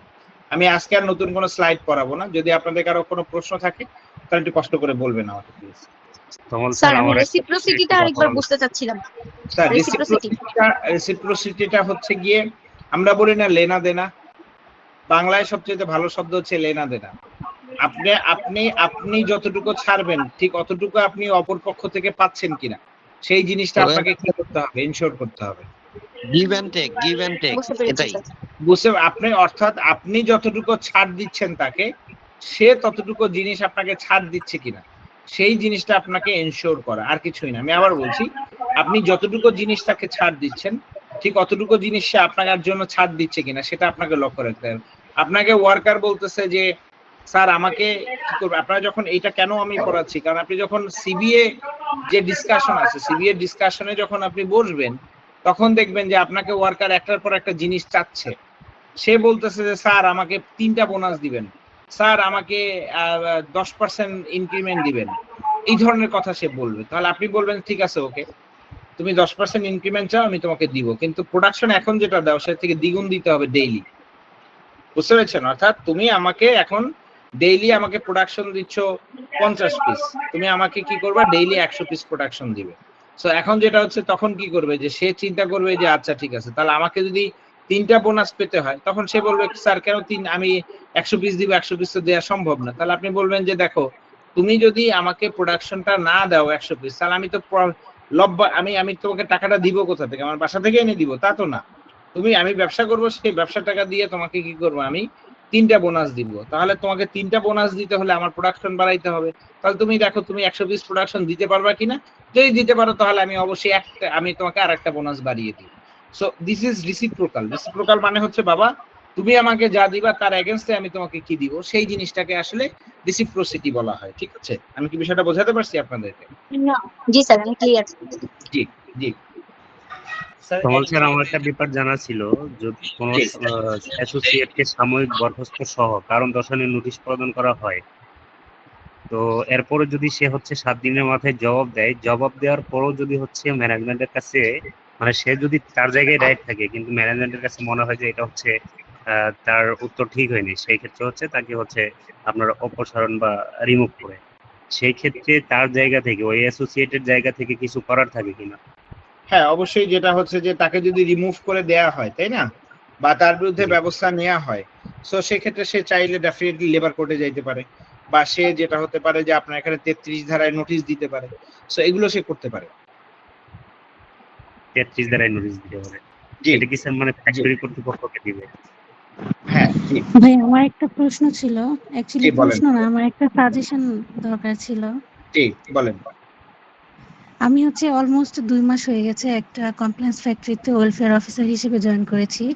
এখন সামনে অক্টোবরে তাদের হচ্ছে বেটার ওয়ার্কের একটা অডিট আছে। এখন আমার উপর একটু প্রেশার আসতেছে যে বেটার ওয়ার্ক ওয়েলফেয়ার ইন্টারভিউ নিবে, আমি যাতে কোনোভাবে এটা ফেল না করি। এখন সবকিছু হচ্ছে আমার কাছে একদমই নতুন। এখন আমি মানে বুঝতে পারতেছি না যে আমি কোত্থেকে শুরু করব। আপনি এবং লেবার ওইখানে লটা লেবার লটা খুব সুন্দর করে পড়েন, এই গ্রিভেন্স হ্যান্ডলিং মেকানিজম যেগুলো পড়ালাম আপনাদেরকে এই জিনিসগুলো পড়েন, আমি যে ডকুমেন্টগুলো আপনাদেরকে দেখালাম এগুলো পড়েন, ডিসিপ্লিনারি প্রসিডিওরটা খুব সুন্দর করে পড়েন, এই জিনিসগুলো দেখতে চাইবে। এবং আমার যে সার্টিফিকেটটা আছে গ্রিভেন্স হ্যান্ডলিং মেকানিজমের যে সার্টিফিকেটটা, এই এবং আইআর এর যে সার্টিফিকেশনটা, এটা আপনি খুব কাজে দিবে, এটা আপনার খুব বেশি প্রয়োজন হবে। কারণ ওরা যে প্রশ্নগুলো আপনাকে করবে এই ট্রেড ইউনিয়ন রিলেটেড প্রশ্ন করবে, পিসি কমিটি রিলেটেড প্রশ্ন করবে, আপনার এই গ্রিভেন্স হ্যান্ডলিং রিলেটেড প্রশ্ন করবে, লেবার লয়ের প্রশ্ন করবে, এগুলোই আপনাকে করবে, এর বাইরে কিছু করবে না। আর এর বাইরে আপনার কোনো কাজ, বুঝতে পেরেছেন? স্যার আমাদের অফিসে বেটার ওয়ার্ক আসছিল, ওয়েলফেয়ারদেরকে আমাদের অর্গানাইজেশনে 4 জন ওয়েলফেয়ার, তো তাদেরকে আর কি ইন্টারভিউ নিছে। সো যে আইআর এর উপরে কোশ্চেন করছিল, আর হচ্ছে একটা এক্সট্রা কোশ্চেন করছে, সেটা হচ্ছে আপনার মেটার্নিটি নিয়ে, মেটার্নিটি ক্যালকুলেশন, মানে মেটার্নিটি বেনিফিট। জি, আচ্ছা আমাকে 5 মিনিটের একটা ব্রেক দেন, আমি 5 মিনিটের মধ্যে ফিরে আসতেছি, ঠিক আছে?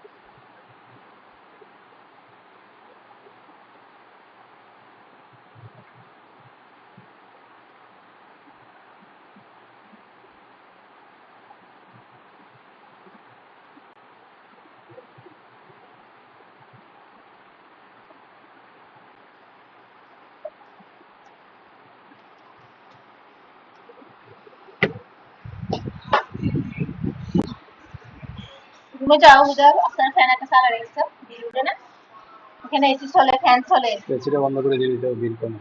আবার এসি চালাবো না রাত্রেবেলা? বুঝে যাচ্ছ? সকালে বুঝে কালকে পাঠাবো যাবে। হ্যাঁ, আর বাসন এটা কিন্তু পা দিয়ে পাগল জানলাটা একটু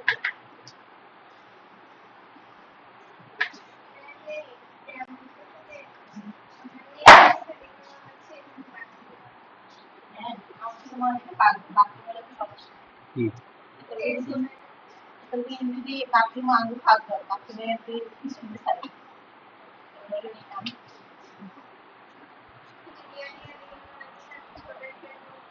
মানে একটা পাগল হতে পারে না, ওই সাইডটা তো আরো ছোট।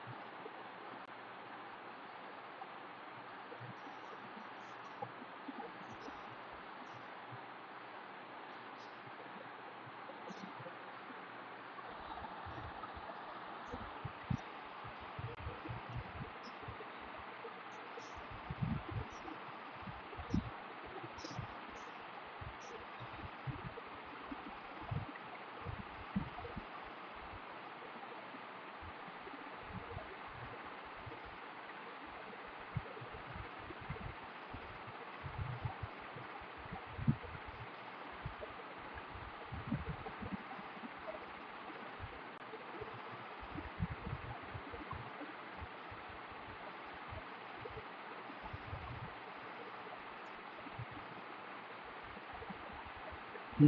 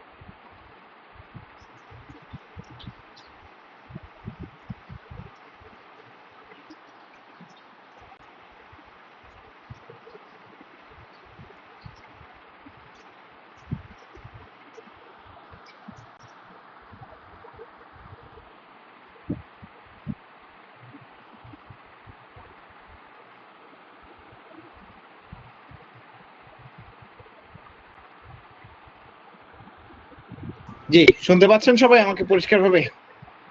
আচ্ছা, আমি মাইকটা অন করে দিচ্ছি। সরি। জি, বলেন প্লিজ। আপনাদের কার কার কি প্রশ্ন আছে বলেন। সবাই শুনতে পাচ্ছেন আমাকে? জি, ভাইয়া আমার বলেন। একটা প্রশ্ন জি। আমাদের হচ্ছে চুরি করার কারণে আপনার হচ্ছে শোকজ উইথ সাসপেনশন দেই এবং দেওয়ার পর উনি যদি কোনো প্রকার উত্তর না দেয় সেক্ষেত্রে কি করণীয়? শোকজ উইথ সাসপেনশন দেন, সে উত্তর না হুম, দিলে আপনাকে যেটা হুম। করতে হবে তাকে ব্যক্তিগত শুনানির জন্য ডাকতে হবে। ব্যক্তিগত শুনানিতে না আসলে তখন আপনি পার্টিসিপেশন কমিটির কাছ থেকে লোক নিয়ে আচ্ছা, ওনাকে ব্যক্তিগত শুনানির জন্য আমরা চিঠি পাঠাবো, তাই তো? হ্যাঁ। এখন সেটা যদি উনি তাকে চিঠিতে দিতে হবে। জি, বলেন প্লিজ। চিঠি পাঠানো হলো বাট উনি হচ্ছে কোনো রেসপন্স করলেন না, তাহলে হচ্ছে পার্টিসিপেশন কমিটির মাধ্যমে হচ্ছে প্রতিনিধি নিয়ে নেক্সট কাজ আমরা কমপ্লিট করব, তাই তো?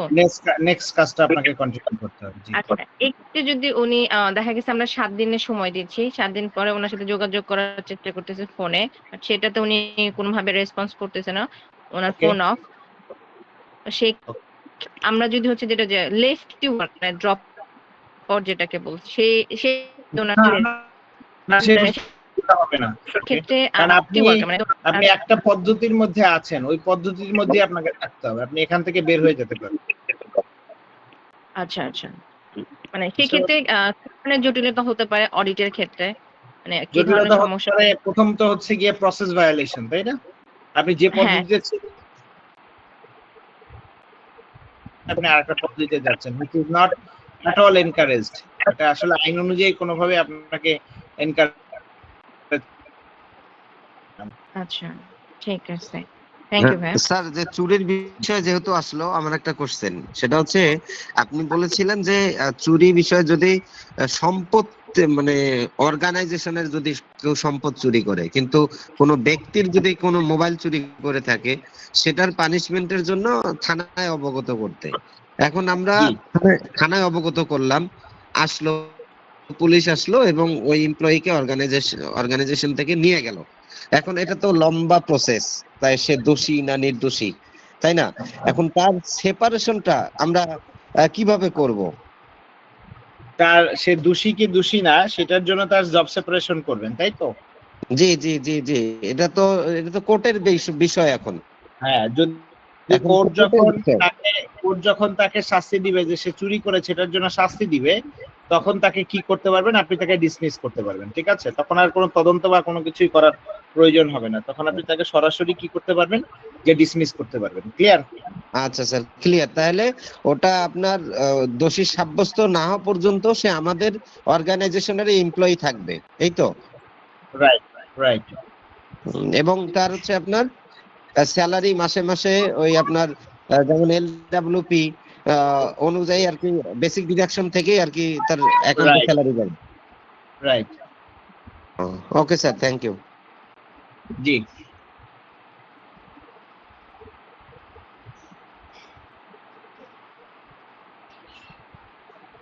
তাহলে আমরা শেষ করবো আজকের জন্য। ভাই, লেবার ল এর কোন বইটা কেনা যায় আপনি যদি একটু সাজেস্ট করতেন যে জাস্টিস এই আজিজুল বইটা হকের একটা যেটা। বই আছে, ওইটা কিনতে পারেন, জাস্টিস আজিজুল হক। জি ভাই। তবে স্যার এখন কি আমরা বই কিনবো, যেহেতু অ্যামেন্ডমেন্ট হচ্ছে, একেবারে একটু পরেই কিনি? হতে পারে, তো সেক্ষেত্রে হ্যাঁ কিছুদিন পরেও কিনতে পারেন। ওকে স্যার, অপেক্ষায় আছি আর কি, কবে আর কি এটা অ্যামেন্ডমেন্ট হচ্ছে, জি, কবে গেজেট জি। আকারে আছে, এবং আপনার জি, ট্রেনিং দেখা এর জন্য আমি আগ্রহে অপেক্ষাও করছি নতুন অ্যামেন্ডমেন্ট হয়ে গেলে।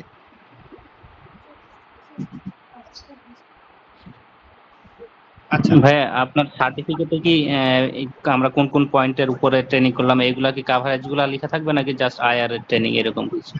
সার্টিফিকেটে সব লেখা থাকে। আপনি পরীক্ষার খাতায় কি লিখছেন? মূল পয়েন্ট পরীক্ষায় গুলা কি কি থাকবে লিখছেন? কিনা এই জন্য জিজ্ঞেস করলাম। হ্যাঁ বলেন। মূল পয়েন্ট গুলা থাকবে কিনা ভাইয়া এই জন্য, যে 5টা 6টা পয়েন্ট? ভাই এগুলো সার্টিফিকেটে থাকে না, সার্টিফিকেটে শুধু কোন ওকে, টপিকে ট্রেনিং করেছেন সেটা থাকবে। ওকে জি ভাই। ওকে জি, আসসালামু আলাইকুম। স্যার অক্টোবরে কি কনফার্ম, আমরা কি কনফার্ম হতে পারি অক্টোবরে মোটামুটি কনফার্ম অ্যামেন্ডমেন্টটা থাকতে হবে? পারেন, মোটামুটি কনফার্ম থাকতে পারেন। ওকে স্যার, ওকে, ঠিক আছে জি স্যার, ভালো থাকি। ওকে, আসসালামু ওকে, আলাইকুম। ওয়ালাইকুম আসসালাম। ওয়ালাইকুম আসসালাম।